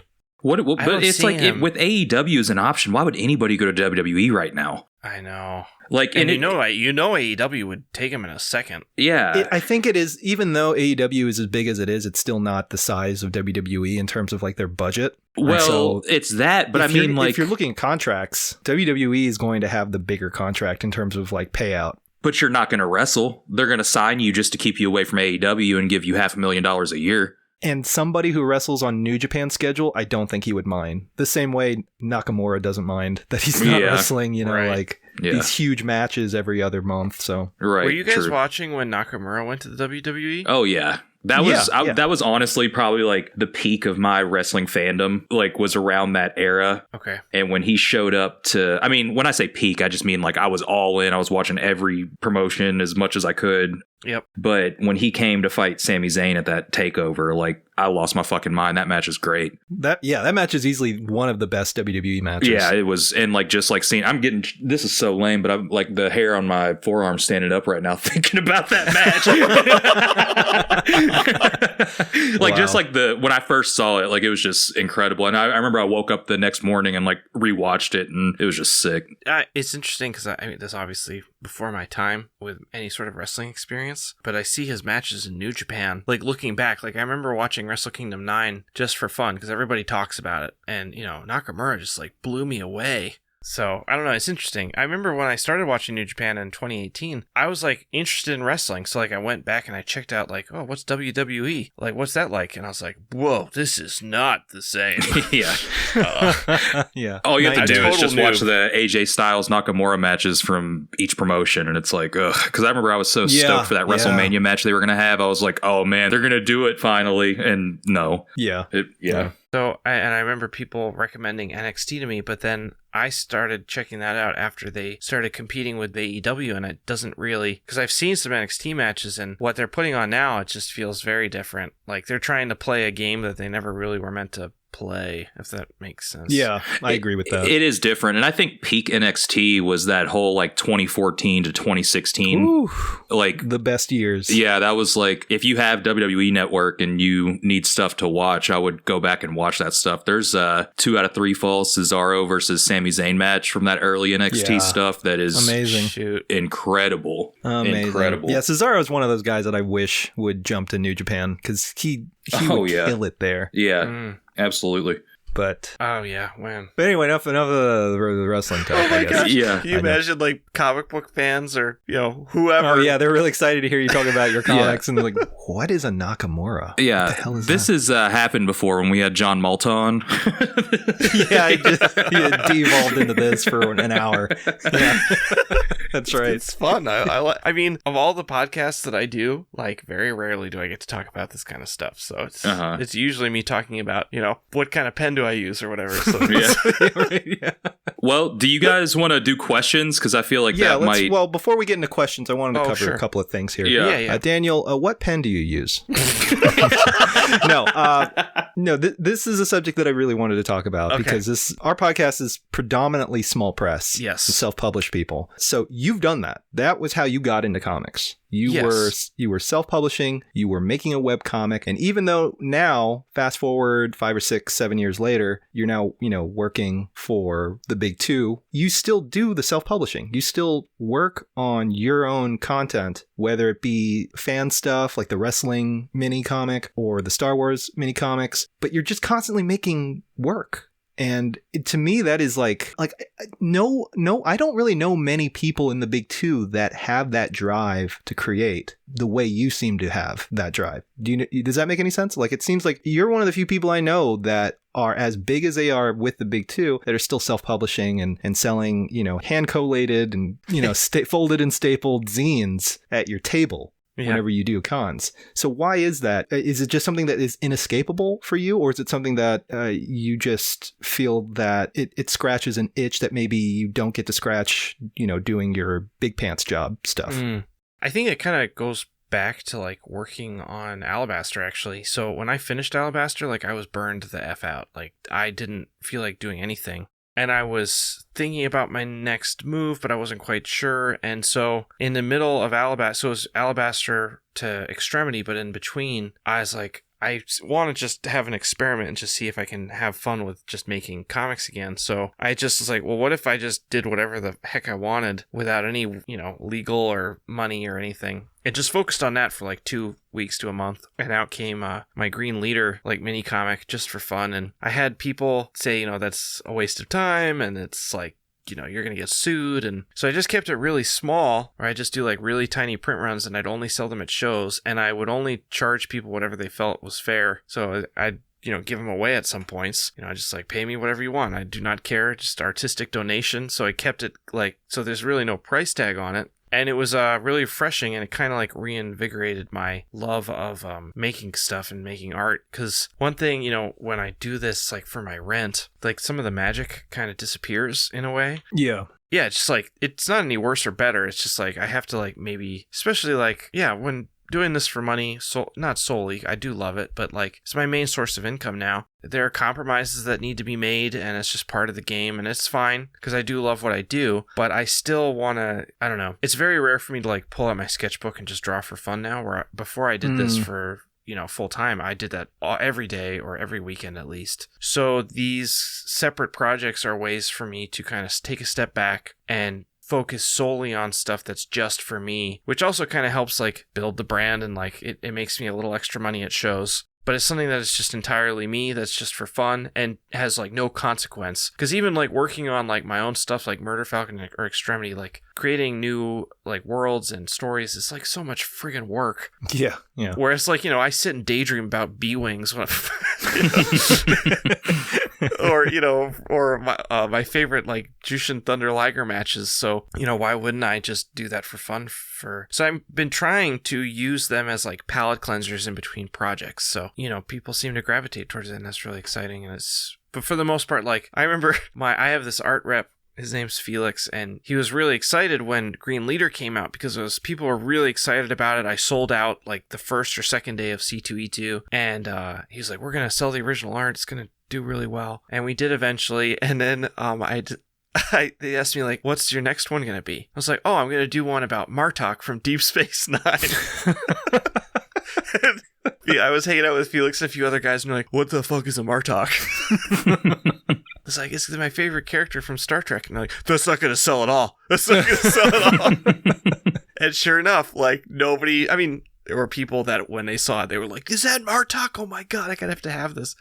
But Felix, so when Green Leader came out, he emailed me. He's like, "Dude, people are emailing me about the original art. You know, we got to sell this." And then he made a point, like 2 months after I like debuted Martok, he's like, "Hey, just so you know, nobody's emailed me about the original art for Martok." So it's still on my shelf, and I'm very proud that it's here. I don't know about the idea that nobody would want that, because you're at a comic convention. What's like the biggest stereotypical audience for comic convention? Dorks. I mean, like Star Trek. That's the shorthand, but yeah, Star Trek fans. It's So funny, I I just- haven't seen that many at like Comic-Con. I know they're there, but like, you know, this is like before Discovery came out, you know, and this is before the big push, but it's really cool because I don't know, it feels Deep Space Nine feels a little bit like pro wrestling to me. It's like when you Yes. when you meet somebody that's like into New Japan, and you like, it's like, it's an exciting thing. It's special, and something that used to happen when I'd like talk to people about Star Wars or like Transformers, and now it's been kind of, how do I say this, co-opted by the mouse. You know, like, it's fine. I'm excited that more people are into it, and it's great, but it just doesn't feel as special anymore. But I can capture that still when someone talks to me about Martok and their the family structure of his, you know, house. I mean, I think Deep Space Nine is probably the best series out of all the Star Trek shows. Agreed. So, I don't know. I thought it was good, and it seems like other people did. It's so good. Yeah. And I watch it. I'm rewatching it for the third time now, and it's Oh, yeah. a little scary just how on point some of that social commentary is. Yeah. Well, I feel like Deep Space Nine specifically was like way more overtly political than any of the other shows. One other thing that really makes me happy about Deep Space Nine is there's multiple episodes where two characters will have like a severe difference of opinion. I remember like Kira like approaches Odo. There's this whole thing about whether Odo executed prisoners or handed over prisoners to the Cardassians, and these prisoners were Bajoran, and the prisoners were wrongly convicted, but Odo basically like sent them to their deaths because that's what it was, you know, he's so law and order. And Kira finds out about this like, you know, 6, 7, 10 years later, and the episode is about this incident, and Kira's like, "I can't believe you did that," and Odo's like, "I did." and the show ends. That's it. It's like that's ballsy. I like that a lot, and I love that there's that tension there between the characters, even though you can tell they care about each other. I feel like that doesn't happen as much in like current day like storytelling in like TV especially, where it's like there's room for tension. You know, I don't know, But it's all just shock and awe now. yeah, it feels like very black and white. Like either everybody gets along or nobody gets along. There's like not, I don't know. Yeah. There's not a, I don't see the nuance of Deep Space Nine in a lot of genre fiction on television today. So maybe I'm not I looking agree. hard enough. I agree. Same with Sopranos. I mean, I know we talk about this a lot, but Okay, I gotta ask you guys a Sopranos question. Okay. oh shoot, So brother. it's been a while because I've only seen it once all the way through. But you remember the scene where two of the main characters get taken out into the woods? Yeah. Or no, they're taking Pine Barrens. it's Paulie Walnuts and Christopher Moltisanti. they take out two Russian mobsters to kill them in the woods. Yeah, well, they Right? kill Yeah. one in the apartment, and then the other guy they think is dead. And Well, he's not there's dead. one. It's one guy. It's one guy. Yeah. Well, they He's- shoot he's him in like- the head or something, right? And yeah, but he's not- like Russian special forces or something. oh, dude, so badass, right? And they shoot him in the head, and he like runs off, and he like, and there was like some bad blood between them, right? He runs Yeah. off, and I'm like, the rest of the season, I'm like, when is this guy gonna come back? Yeah, that is a thing. We're just like, when is he popping up? And he And- never comes back. But there was a fan theory that the person who shot Tony Soprano at the series finale was the Russian. So, and the series finale, I'm sure I don't, I mean, It's I an ambiguous ending. I appreciate it now, but at the time, I was like, "Fuck this ending! Are you kidding me?" yeah, same. Yeah, a lot of people Same. were like, Yeah. yeah. I mean, I appreciate it now when I have time to think back on it, which kind of hints at the whole point of the story is like Tony's like never going to be able to be at peace. But yeah, Did you see that Well- they postponed the movie? Yeah. Yeah, it To got next to the fall, I mean. Yeah, it went from March to September. Yeah, is there that going sucks. to be a movie? It's called The Many Saints of Newark, and it's got Gandolfini's kid, but it's about Chrissy's dad in the 70s, I think. Oh, cool. So it's like a prequel. so you see Tony when he was like in high school or college. And, Yeah. and his son plays the role as Tony Soprano. Mhm. That's awesome. Yeah, and he actually looks just like fucking his dad. So it's He does. Yeah, it's really it's weird. Cool. And David Chase gotta- is involved, so hopefully it's good. I mean, I'm gonna go in thinking it's bad, just because it's like, how are you gonna Yeah. top the show? Low expectations. Yeah, low expectations, high Yeah. reward, hopefully. Yeah.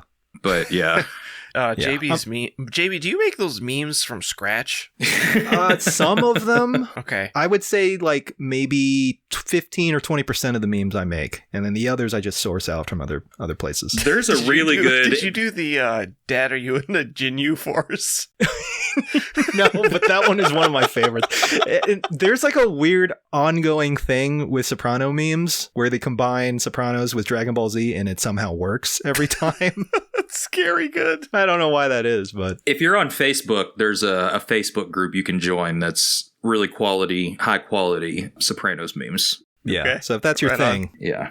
hit it up. And what you're seeing on my feed is basically the best hits. Yeah. I go through and then But we're not I going to select tell the you the ones that I name of think are that best. page, because then you're going to steal Oh, the yeah, content that we're stealing. Yeah, no. We're not going to give away the source. That's stupid.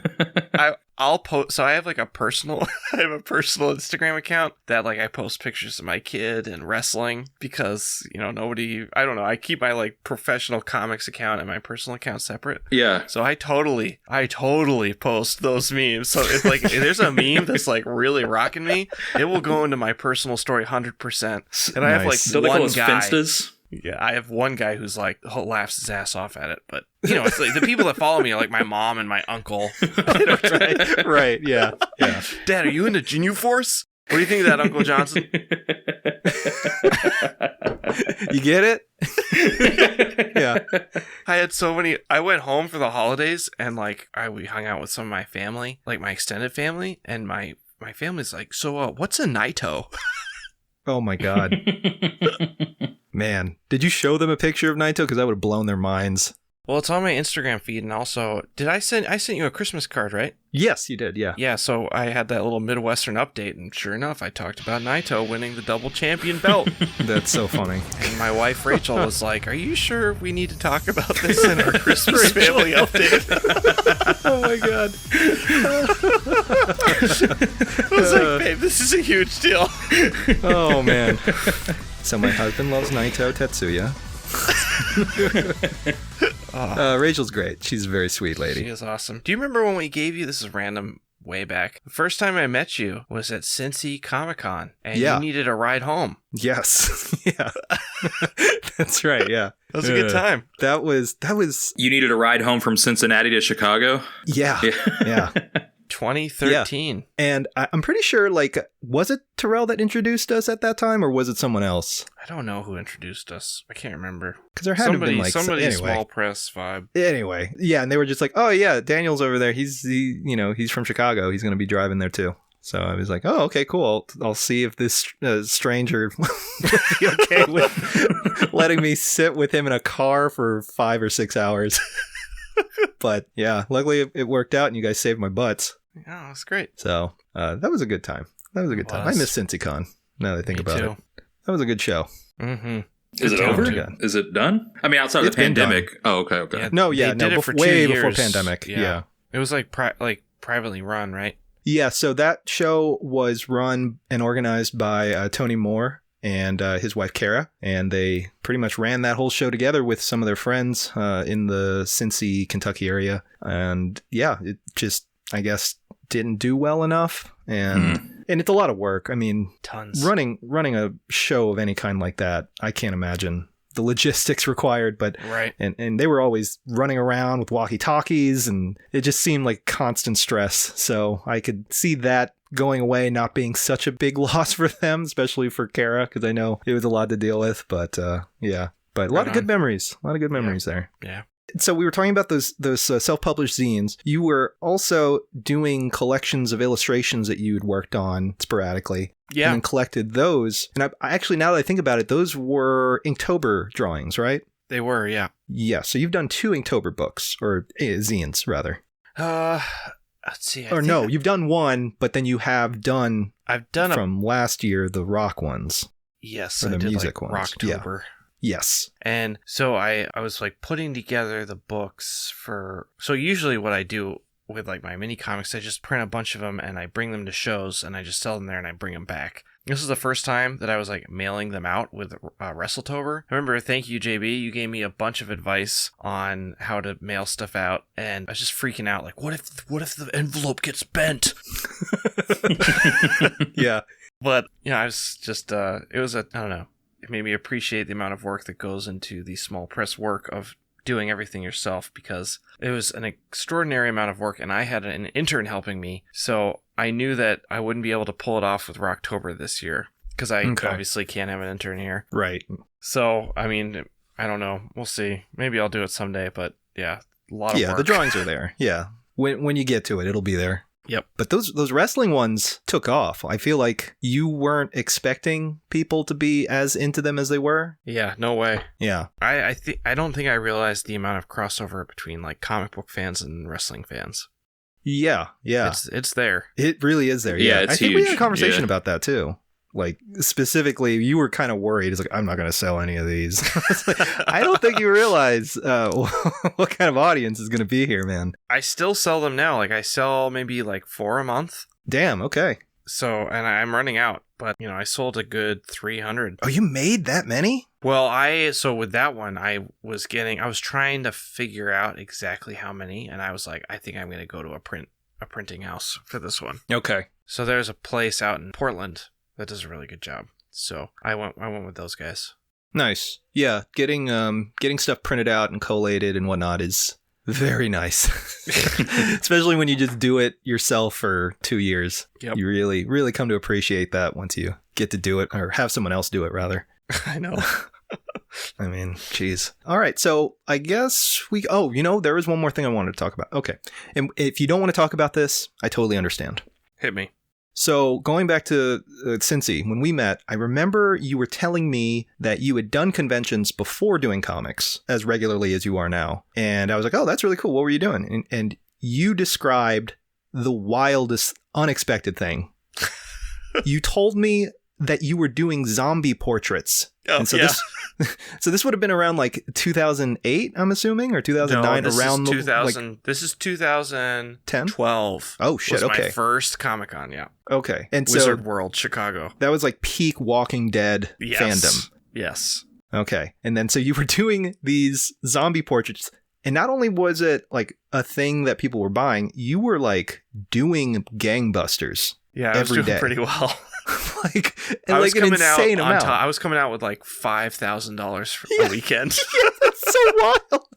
That is insane. Doing zombie portraitures. Okay, well, you gotta understand though. So like, I had just quit my job as a teacher, which it's not a ton of money, but it's steady income. Yeah. And I was freaking out. Like, I had to make rent. So I'm like, I was just trying to figure out how to make money because these friggin' tables at Wizard World were like $400, if not more. I think Wizard World Chicago 2012 was like $500. Yeah. And so I was like, I gotta figure out, because I wanted to be there for Space Mullet, so like I had like an email sign up and some sample pages and postcards, and I quickly realized that there are people that like separated into the people that were like really excited about this Space Mullet thing and the people that wanted a zombie portrait. So I just like went hard into the zombie portraits because I was like, I think this could make me money, and I almost didn't do it because I remember like.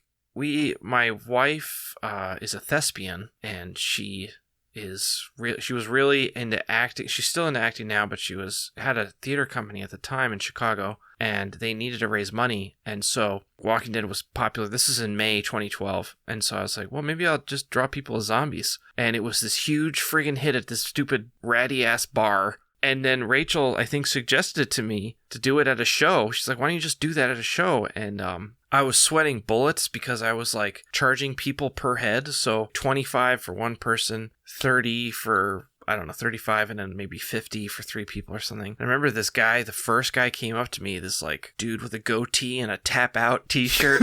Hell yeah. That's sick. With his family. He's like, can you do me and my daughters? I was like, sure. And I was like, and I remember saying the words coming out of my mouth thinking like, this guy's going to punch me. It's $50. He's like, 100%. Hands me the money. And I was like, okay, I guess I have to do this now. And then just people started streaming in, and it was like, I would have a list like 30 deep. Oh, it's insane. Just like burning through. And then people around me started copying me doing zombie portraits. I didn't know that. And then I knew I had something good going. And I remember like people were like paying me in ones. And so I had to just come home like my whole arm was like in pain. And I would just like slap down like $2,000 hard cash, being like zombie portraits. Also, nobody signed up for Space Mullet. Was this like the Walking Dead hype? Like, is this like the peak of that? It. Yeah, 2012, okay. man, it was like fever pitch at that point. Just crazy. And I remember I would do it Halloween week as well at different bars, and I would just kill because I'd ask for an hourly of like at least $100 an hour, and then. When it's at a bar, so I can kind of get away with doing quicker sketches where people are standing in front of me. Yeah. And as the night would go on, the tips would get bigger because people would just get fucking completely smashed. Yes, hell yeah. One guy tipped me $100 once. Sick. And that's why alcohol should be readily available at any convention. Period. Yes, totally. So yeah, I definitely did that. That's amazing. I remember when I met my first contact at Skybound, he like saw my Space Mullet stuff, and then I had really separated. It was almost like 2 mini tables, like one for Space Mullet, one for zombie portraits. And he's looking through my stuff, and he's like, this stuff is amazing. I'll buy this page. And I was like, what? And he's like, yeah, man, I love this art. I want to buy this piece of original art. And I was like, okay, here you go. And I sold it to him. And then he's like pocketing he's like, got a special sleeve for the art. He's putting it in. Yeah. And he's looking over. He's like, hey, who's this guy doing zombie portraits? And I was like, I don't know him. I don't know him. Wait, did you really play that off? Like, I don't know. Oh, 100%. That's fucking phenomenal. 100%. He's like, okay, well, here's my card. I work for Skybound. You should hit us up sometime. Oh my God. So yeah. I wonder if, like any longtime fan of yours got one of those, and then now you're at where you're at. If I wonder if that would be like if he's sitting on a gold, or sorry, I wonder if they're sitting on a gold mine and they don't even know it. I feel like my signature changed halfway through too, where like I was like Daniel Warren Johnson. I can't be signing this every single friggin' time. So eventually I switched to the DWJ signature. So I don't know. That would up. I think that would up the value. Yeah, maybe. You know, I'm thinking of like hardcore speculative, you know, comics people out there just like salivating at the idea of having an original Daniel Warren Johnson piece with your old, you know, signature. I've had to cap my like mini comic sales because people used to buy like 10 at a time and then just throw them on eBay for like $100. Oh, wow. Oh yeah. Just the minis. Yeah, the minis. Especially Old Man Skywalker. That one was really popular, and I remember like just giving it away to some people that I knew and some acquaintances and friends, and then the people that I would know and I was like hang out with. They were I mean, I guess they're still kind of my friends, but like they're posting it for like $200. I'm like, man, I'm about this to isn't log really on what the book is about. I guess maybe if it's going to help them pay their rent, it's not a big deal. I'm about to log on to eBay here real quick after we're done. I think I've got one too. Let me throw that up real quick. Yeah, I got some bills to pay, brother. Yeah. Oh, good, do it. It'll bring the price down. Yeah.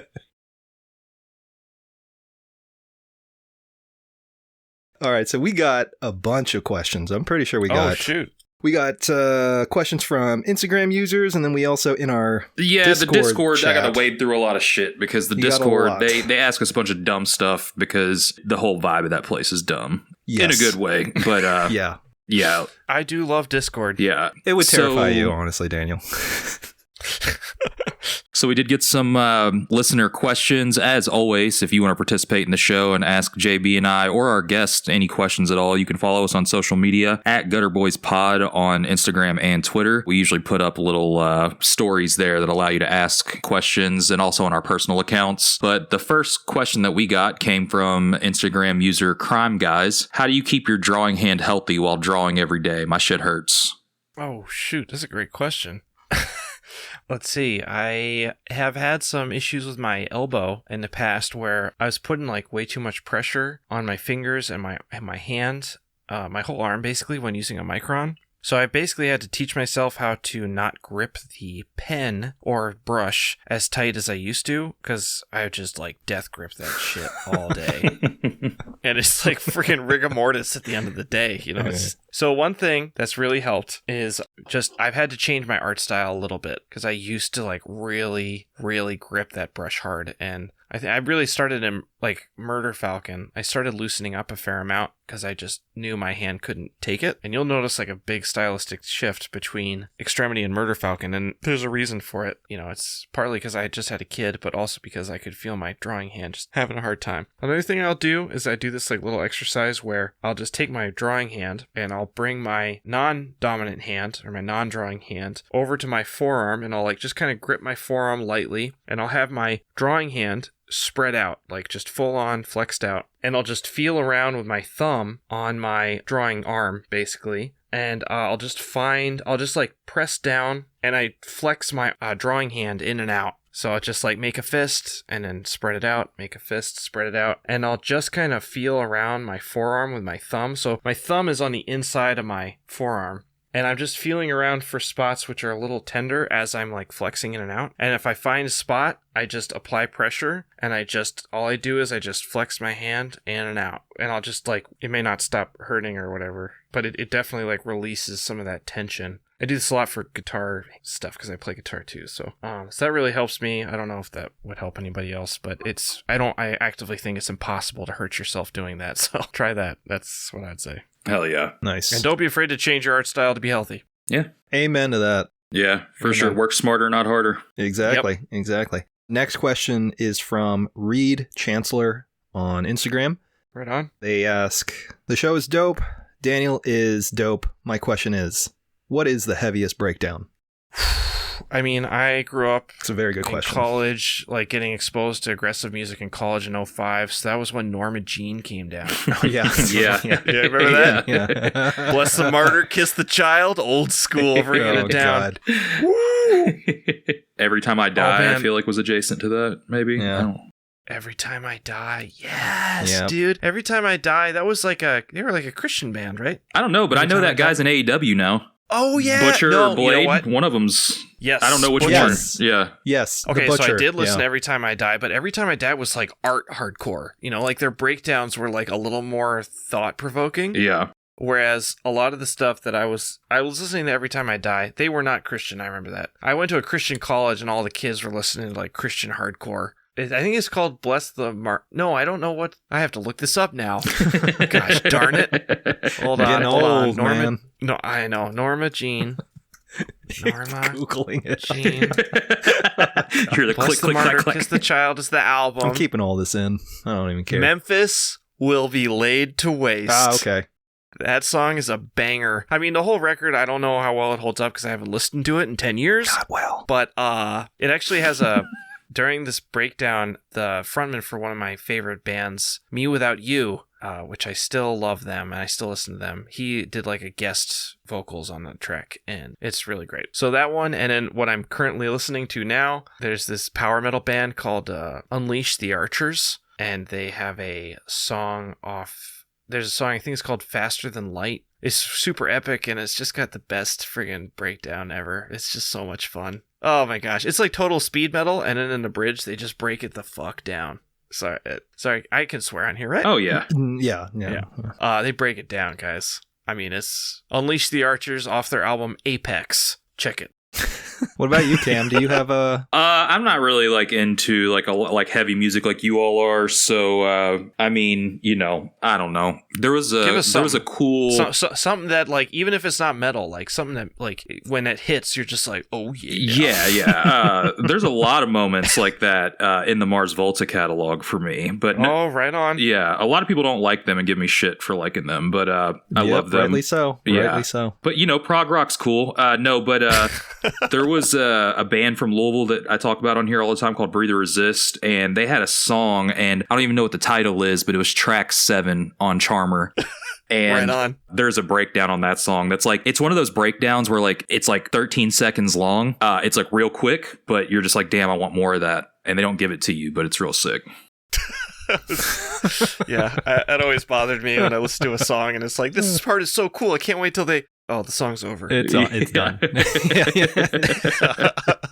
Yeah, that's such a tease. So I'm like really, in terms of like breakdowns, I feel like some of the best breakdowns are like Death Doom bands. Oh, sure. But there's one in particular from Japan called Corrupted that I've always been a fan of for a while now. And they had a record with one track on it. There's only like 3 or 4 tracks on this record because each song was like 20 minutes long, of course. But there was a track called Sus Futuros, and it fucking kills from beginning to end. But at some point at like the 8 or 9 minute mark, like all the guitar drops out and it's just like a wall of like growing sound, and then a breakdown hits, and it's like getting beat to death with a sledgehammer in slow motion. It's amazing.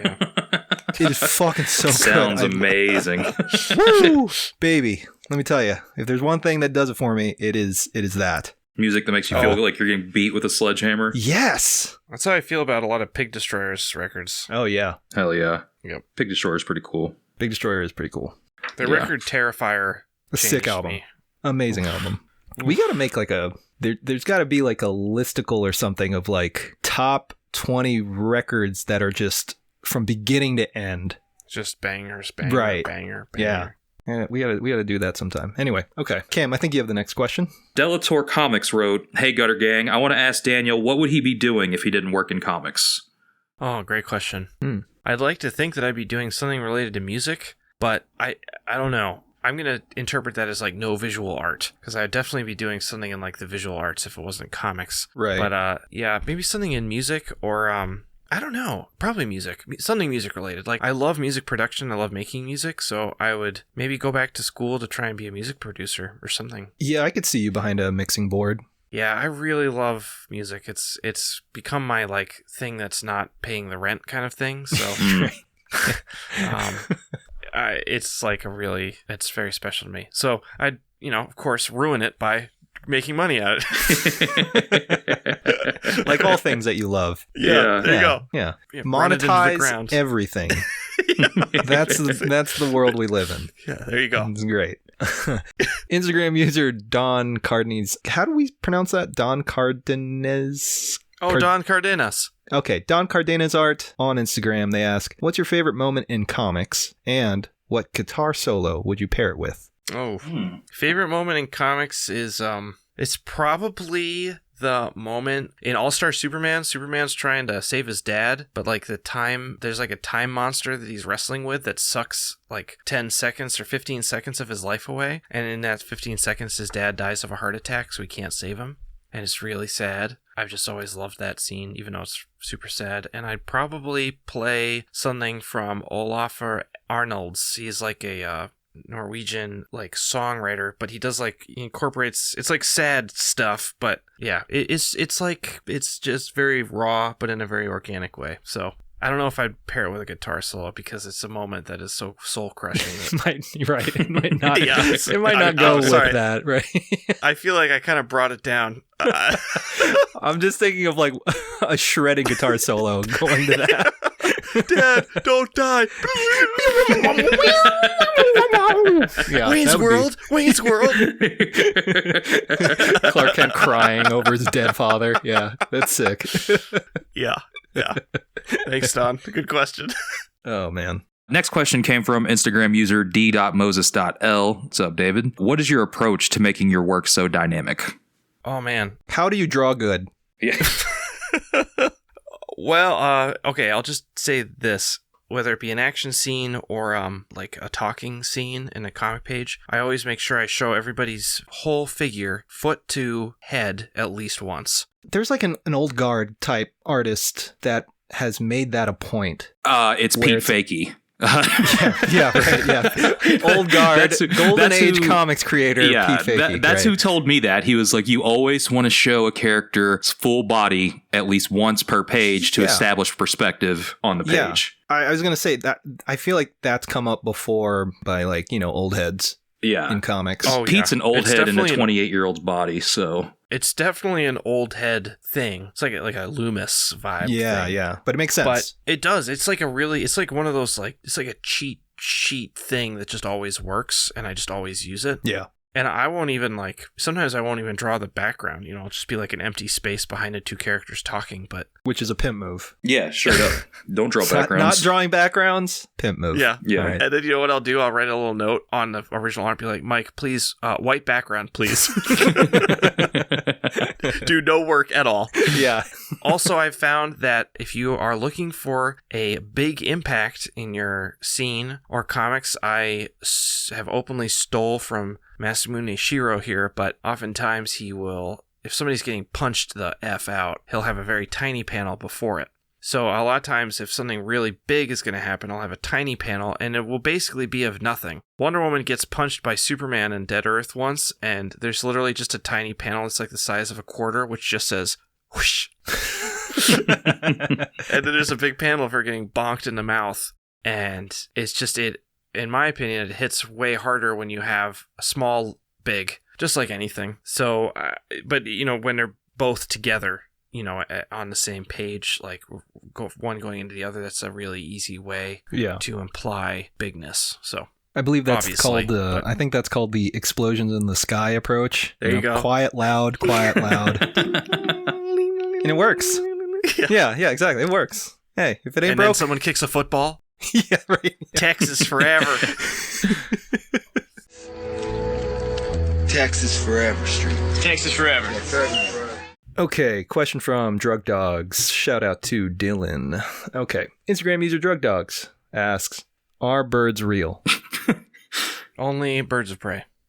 Okay. fair. Also, blue jays. They're dicks. They're dicks, but are they real though? No. Okay. Drew Deoxin asks, why is Jadakiss as hard as it gets? I mean, Jadakiss is pretty hard for real. Jadakiss is very hard, Yeah. yes. I'm just gonna. Are you familiar with Jadakiss? Daniel's like, I know Kiss. Yeah, Googling immediately. He was in the Rough Riders, DMX. so Eve, cultured. And you know. I know who this person crew. is. Anyway, Jadakiss is a good rapper. He kind of came back from the dead. What was it, like a year ago? 2 years ago? Yeah, With that has record? he put out a He record. has an that's wonderful. amazing sneer. Yeah, it's true. Yes, that is his. That's his aesthetic. Mhm. Is just looking pissed. Actually, though, I'm seeing a photo of him smiling. Looks like it's a great smile. That's a secret weapon. Let's see. All right, Cam, you got the next question? Yeah, I've got one last one from Instagram before we move to Discord. Celadon _ Gorilla asked, if Process comes up, ask about Zip Tone. Does he prefer traditional or to do it digitally? Oh, traditional all the way. I don't mess with the digital stuff. It scares me to add stuff digitally. I will like white out and like paste over stuff with other pieces of paper rather than like fixing it in Photoshop because I'm just anal like that. And same with screen tone, traditional screen tone. I really like having the original artifact looking a certain way. And, you know, it's funny when I do like my commissions and stuff, which is the only time I use the screen tones. I always white out underneath my stuff first and let it all dry before I put the screen tone on because you can't really ink on top of it because it's really glossy and gross. So you can usually see really cool artifacts underneath the screen tone. And then if I use enough whiteout, which I oftentimes do, gets all bubbly and like, you know, you really have to like get in there and make sure it sticks. So it's kind of an annoying process, but I wouldn't trade it for the world. I really enjoy using it. Hell yeah. And it's not the same effect digitally. And I feel like I can always tell when it's digital. I guess it maybe depends because like, you know, the way that it's supposed to be used is, you know, when it gets reproduced, it does look like a computer gradient. Right. I'm kind of a messy artist as it is, so I kind of almost like taking the perfectionness of what it's supposed to be and like making it not that. Well, I also feel like with digital, when you're doing digital zip tones, scaling becomes kind of an issue. Whereas when you're doing it on paper, you know exactly what the gradient is, how it's going to read. Right. You know, it's pretty immediate. Totally. So. David Caldwell, what's up, Dave? Asked Taco Bell, yes or no? 100% yes, 10 years ago. Look, I wish I could mess around with that stuff now, but it's just reality. Also, there's a problem where they used to have the nacho cheese chalupa, and then for like a decade, it didn't exist on the menu, and now it's back, so I may have to revisit for that. They're tempting you. Do you guys remember that? I mean, I'm not crazy, I do. right? Yeah, No, totally. I do remember It disappeared. Yeah, It disappeared. You could just make that. Yeah, but it's You not mean going to at taste home? like Taco Bell. Come on now. No. Sorry. You can special order that. I don't know, man. I Just tried. say, I want a gordita, add nacho cheese. Yeah, you could do that for sure. Shoot. Yeah. Yeah. JP, where were you 10 years ago? I don't know, man. In Tampa, Florida, doing nothing. Probably getting wasted. Now that I think about it. All right, sorry. Go ahead, Cam. Well, they're bringing back the potatoes. It was going to be a no bringing- from yep. me, but they're bringing them back, so it's a yes again. I can say I've never had Taco Bell potatoes. Dude, they Oh, do. you're missing It's out, on the brother. dollar menu. They do a what is it? A loaded? No, not loaded. Spicy potato soft taco. Oh man. Yeah, so I'm excited for that to come back. Yeah. All right. Yeah. You got to try the fries, man. I'm just saying. Oh, the Dude, nacho next time fries, JP, excellent. next time we hang out, we're going to go to Taco Bell. Yeah. Oh my God, you have no idea how happy that makes me. We need to get sponsored, honestly, at this point. Yeah. Liv Moss. Yeah, we're all about the live moth mentality here on the Gutter Boys. I don't know if you know that, Daniel. I believe it. Let's see. We have a couple of questions and comments over in our Discord. If you want to join the Gutter Boys Discord, you want to send over a DM to me or Cam, please just send it to Cam, and we'll get you a link ASAP. Yeah, so you can JB's join. not going to get you a link, so send it to our Yeah, I'm show not gonna account do that, at Gutter Boys Pod or my personal Instagram at Cam Del Rosario. If you want to be invited, just don't screenshot and don't be a cop. Yep, pretty much. User nylon_horse on Discord says, the Beta Ray Bill book will probably be one of the only things worth reading from Marvel this year. And I'm thank probably you. going to agree with that, actually. Yeah. No offense to anyone. Yeah. That's fine. Unless your name's Ramon and you have a Marvel book, then I know that shit's going to suck. So Yeah. So I got bullied in our Discord to ask you this question, but I wanted to know as well. You posted a photo, Daniel, on Twitter, I guess last week at this point, of your shelving method for your books. Oh, Oh, man. So for people that Give didn't it to see me, give it to me. for people that didn't see the photo, they were on your stairs, but you've got like a handrail that has like vertical partitions in it, and you and had it's the books. It's a wind. It's got a half wind to it, so it winds up and around. Yeah, so you have stored the books on your staircase in these little dividers. Why? Can't you just be like a dude and get one of those cube shelves from IKEA?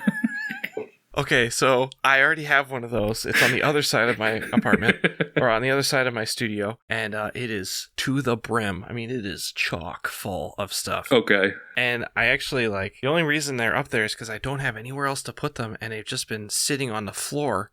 And for my pro wrestling comic, I've been, like, doing a bunch of research on some, like, lesser-known fighting mangas, and they take up a lot of space. Holy crap. I ordered all of Tough. It's like 80 volumes, and I got the package in the mail, and Rachel was not happy. Oh, man. She's like, "What is this?" And I was like, "It's a business expense." Research. So now they are up on the thing, and they haven't fallen except twice. Where my daughter Fiona has casually been walking down the stairs, no ill will intentionally, just like catching herself on the books, and they just crumble. Oh. It's fine. It's fine. In the Discord, Tom X Nishaw asked, how much freedom do you get on your big 2 books, and how valuable have doing commissions been to your comics work?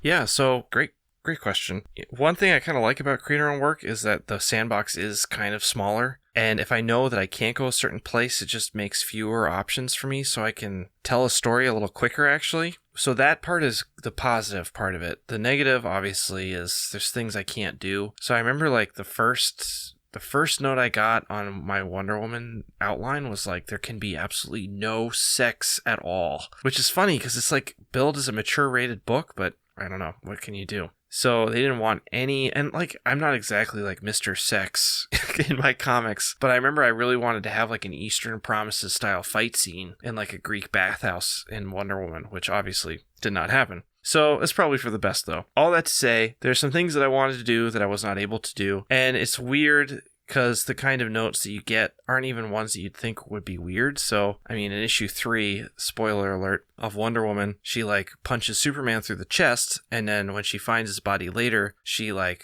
needs a powerful weapon. And what's more powerful than Superman's spine? So she tears his spine out of his body and ropes her like lasso of truth through it. Because, of course, why not? And when we got the notes back, they're like, oh, Wonder Woman can't be punching Superman through the chest. So, like, that was the thing that they didn't want me to show. So we had to do that in silhouette. So interesting to me that she can, though, rip his spine out of his chest. Right. It's so weird. And I was really terrified that, like, right up to press, like, when we were going to the printer, like, that they were going to ask me to change that part. So I, like, gladly changed the, I don't care if I have to, do a silhouette, as long as I get that moment of her holding his spine in her hands. I mean, that was what I really wanted. So the weird things, which can kind of take you out of it. And like, Batman technically is not allowed to be drinking alcohol. So I remember because Batman has a drink in the last issue before he dies of radiation poisoning. And it was brown. Mike colored it brown because I was like, it's whiskey, obviously. Of course, Bruce is a whiskey dude. And my poor editor, Andy Curry, was like, hey, they want us to change it to water. And he said, I think we're just going to say that it's water, but it can be tequila. So, weird games you have to play that can be kind of BS, but it's part of the animal nature of working for the big 2, unfortunately. Yeah, for sure. So, I mean, he also asked about your commissions, which honestly, you're probably doing the best commissions in the game. Oh, thank you. Like, every time I see one, it honestly makes me feel inadequate as an artist. And that's, like, I've just, the work you do on those is incredible. So, I mean, does that translate and help your comic work out, doing, like, different characters and so forth? It was actually kind of a detriment for a little while, because I remember when I started going crazy with the commissions, I was kind of thinking that's what I needed to do with my covers as well. And I tried to bring that to my covers because, they're so based on composition and like adding like cool things. So, there's like noise everywhere, which I really like. That's kind of my aesthetic, but found that like when things would get shrunk down into cover form, they just wouldn't look that good. So I had to like, it actually helped me in the way because there's a difference between composition brain with commissions and then just straight composition for a cover that's going to be sitting on a shelf brain. And, as far as like actually making interiors of comics, it has not really influenced it a ton because there's just no way I can bring that sort of energy to every page of a comic. Like, I have to kind of like bring the level down so that I can actually make it through an issue. I try and have at least like one awesome panel a page, which like something that I can really go ham on. but nothing like a commission. So there have been a few people that have come to me at shows and they're like, hey man, I love your commissions. You know, do you ever think of maybe doing a comic in the style of your commissions? And I'm like, well, that's, it'd take me a really long time, and I'm not convinced that people would read it any slower, so I don't know. They wouldn't. Not at all, yeah. Yeah, I mean, I don't feel like, and then it goes back to the health thing, like I can do a commission every once in a while where I'm like really going crazy. And even sometimes a commission will take me a few days where I'm picking at it, I can't do that every day. So, but it's good because it's two different animals. There's two different styles. Hell yeah. Evan Salazar actually asked, what is the perfect sandwich to you? That's a great question. Hold on.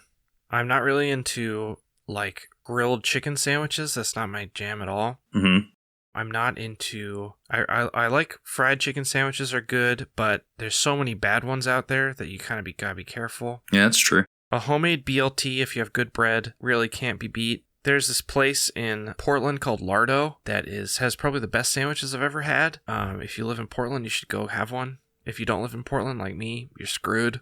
So any sandwich at Lardo's, I'll have. Is that just like a deli type place, or? No, it's like specialty sandwiches that are like, it's like a nice beer place, but also has these great sandwiches. They had like a Korean like meatball style, like it's like a meatball sub, but it was like Korean style, and it was just mind blowing. And I usually hate like meatball subs. I'm not doing a good job of answering this question, but it's a good one, and I'm not sure exactly. I feel like I love sandwiches. I like sandwiches more than my wife likes sandwiches. My wife actively avoids sandwiches, and I actively chase them. So I legit thought you were about to say you love sandwiches more than your wife. Oh, it depends on the day. Hey, am I right, fellas? Yeah. Hey, Dudes ball rock. and chain, am I right? Yep, dudes rock. Actually, Rachel's making me a sandwich right now, so I can't complain. Yeah. Yeah. Cam, what is your perfect sandwich? The banh mi. You can't go wrong. It's like a char grilled meat I with like agree with that. pickled vegetables, good French bread. Like it's just like the perfect balance of flavor. That cilantro cleanses the palate. And I mean, you could even do it like veggie with tofu and it's still good. So That's really it's, true. Interchangeable. The It's banh also mi. pretty, I feel like it's pretty difficult like to get a bad banh mi. But Yeah. you say Yes. that's true. Yeah, I agree. Yeah. Yeah. It's kind of like getting a bad pho. It's still edible. It's still Yeah, it's right. not- You're going to it's- finish it. Yeah. Yeah. Right, Yep. exactly. Yeah. It's noodles and hot broth. You can't really Yep. fuck that up. Yeah. Yep. And it's got so many fresh ingredients too. Like it's not super complicated. I mean, I'm sure there's intensity that goes into the craft of it, but like Yeah, you you're hear that, Vietnamese people? It's not that hard. It's not that hard. Stop making a big deal. I'm sorry. Okay. No, it's good. It's good. White privilege. I don't know if you know this place, Daniel. There is an Italian deli in West Loop called JP Graziano's Grocer, and they have some of the best deli sandwiches that you can get in the city, in my opinion.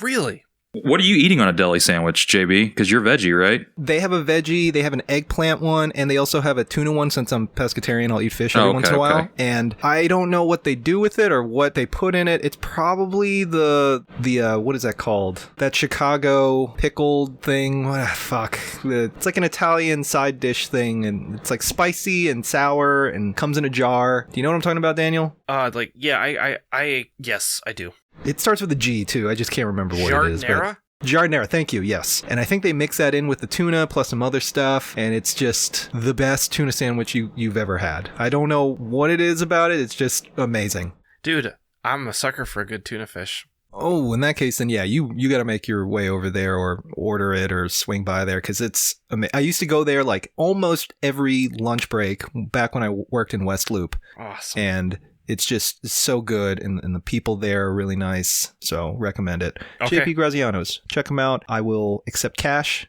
or check or Venmo or whatever you guys want to give me for this little ad break. Sponsored by JP. Oh my god, that'd be awesome.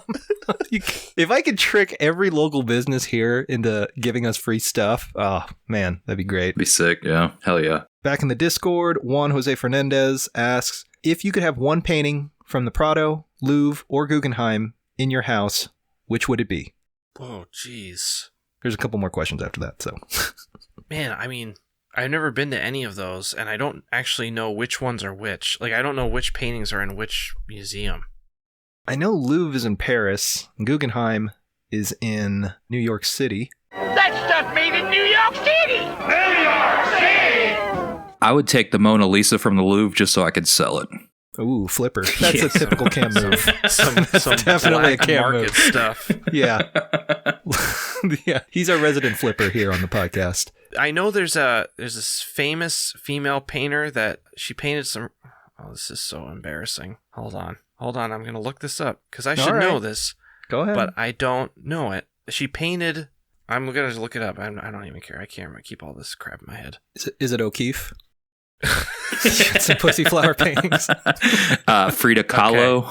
Frida Kahlo. Yeah, a little lesser known artist. Okay, it is The Roll Call by Elizabeth Thompson. She lived from 1846 to 1933. She's British. A good run. And she did not get nearly enough credit because she was a lady working on these paintings. And she was doing this kind of stuff, which is very kind of more like illustration. So this painting specifically, The Roll Call, I don't know if it's any of these paintings, but I'm just going to talk about it because it's awesome and it's European.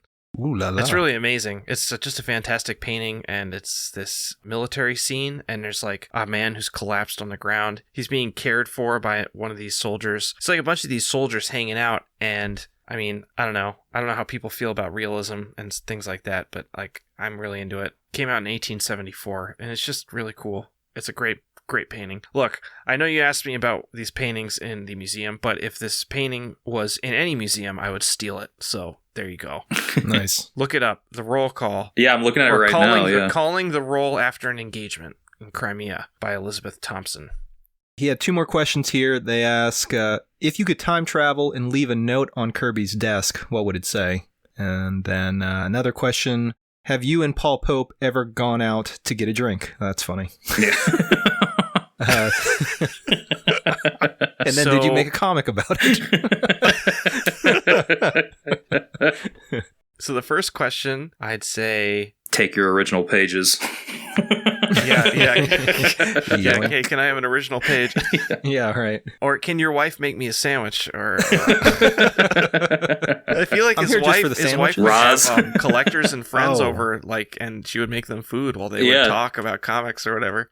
Apparently, Roz was awesome, like to all the cartoonists that went to his house.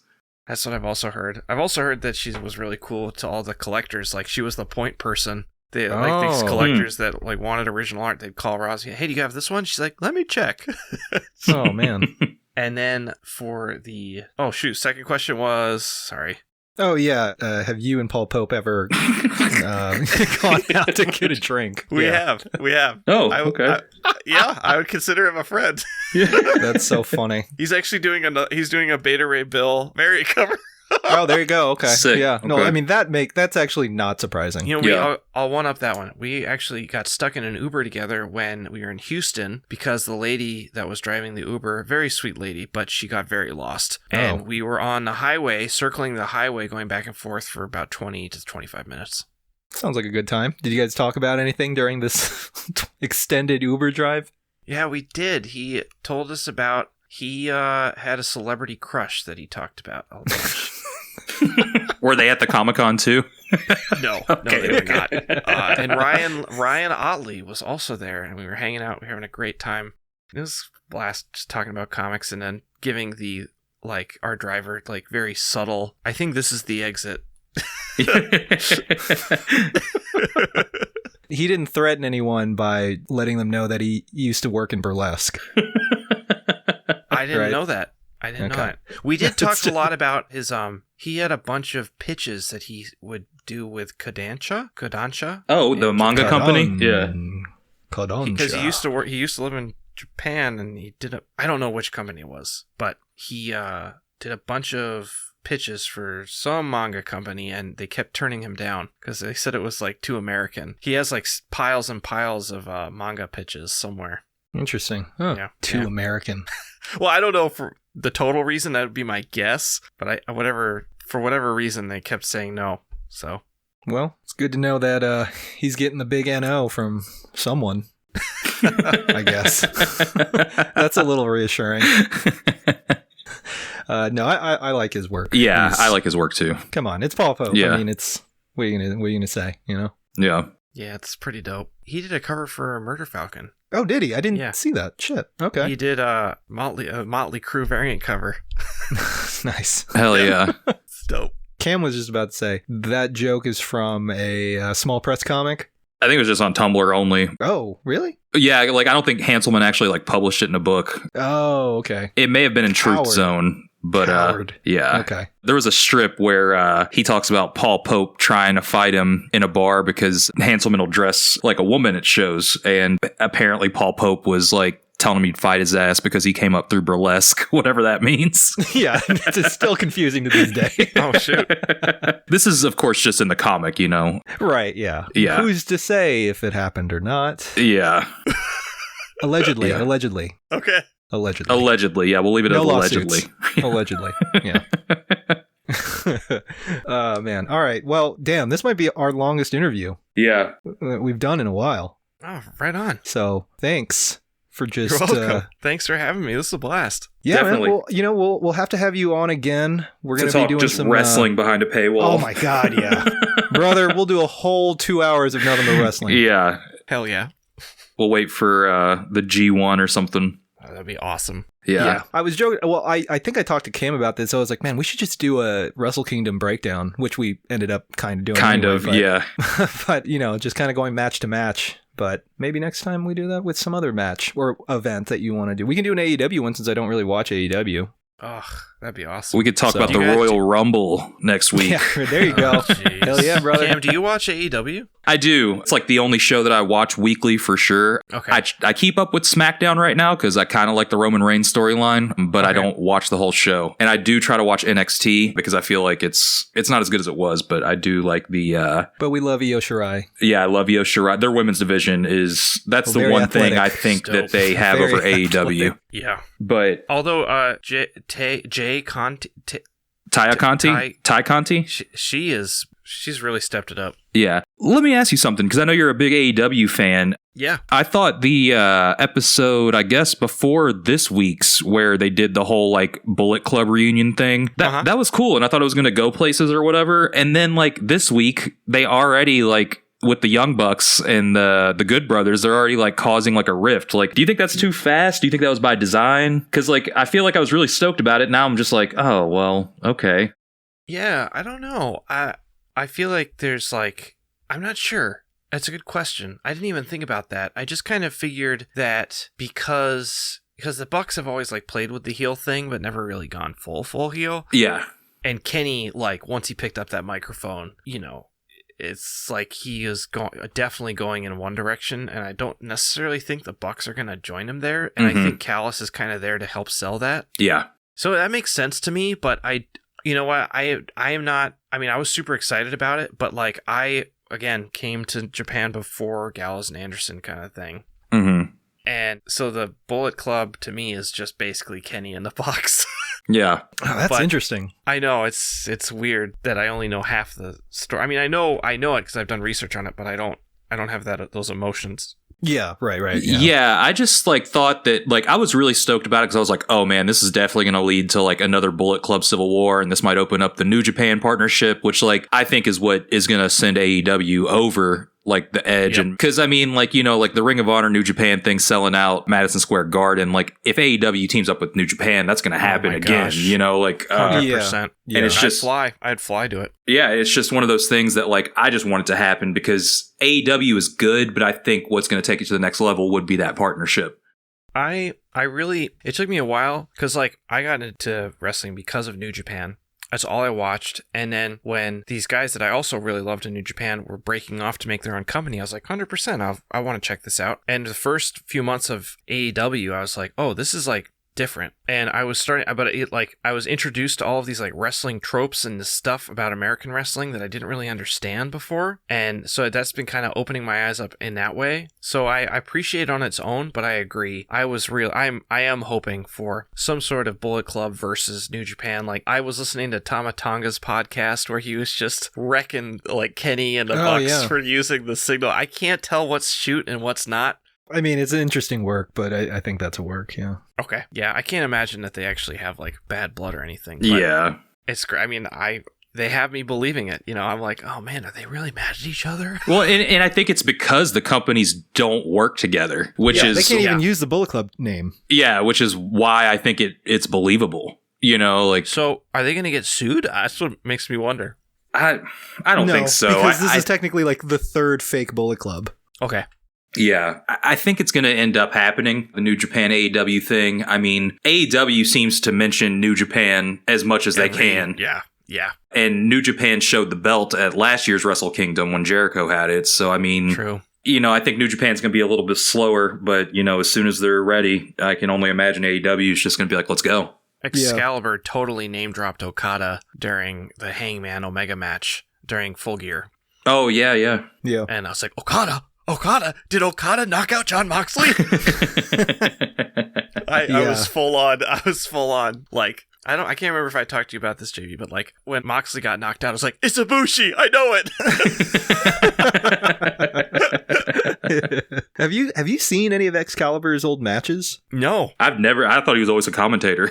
No. He was one of the founders of PWG. So it was Okay. him, Super Dragon. Super Dragon, and I can't remember their names, but they're the ones that started PWG. And then he kind of got out of in-ring work and doing only commentary. But Yep. yeah, there's Okay. still matches you can watch of him. Was he good? Yeah, I would say so. I mean, Okay. it was clear that he was like a fan who got into wrestling and probably wouldn't make it as a wrestler. Sure. But it's sort of like Quackenbush. I don't know if you know that guy. Yeah. But Quackenbush founded Chikara Pro Wrestling. Okay. And he's like a little guy, 5'6", small, not a whole lot of muscle, but he's found his like niche in wrestling. So that was kind of his thing. And it was like, I feel like the 2000s was just filled with indie guys like that anyway. So it wasn't really, that far off or unbelievable. So he made it work. But yeah, no, if you're going to watch his matches, don't expect, Bone Soldier Hiromu matches or anything like that. Well, guys, I've had Yeah. a great time. My wife is going to kill me. Yeah. Real quick, Daniel, before you get out of here, where can people find you on social media and plug your website? Yeah. Daniel Warren Art is my Twitter, Instagram, and my website. So, but if you just Google me, you'll find me.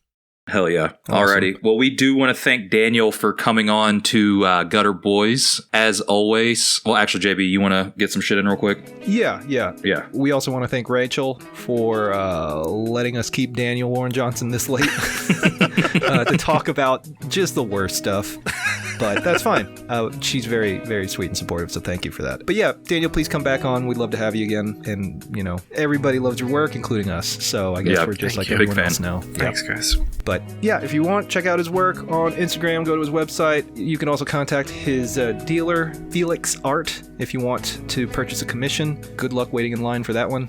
And but yeah, so I guess that'll do it for this episode 42 of Gutter Boys. Yes, 42 is in the books. And as always, stay gutter.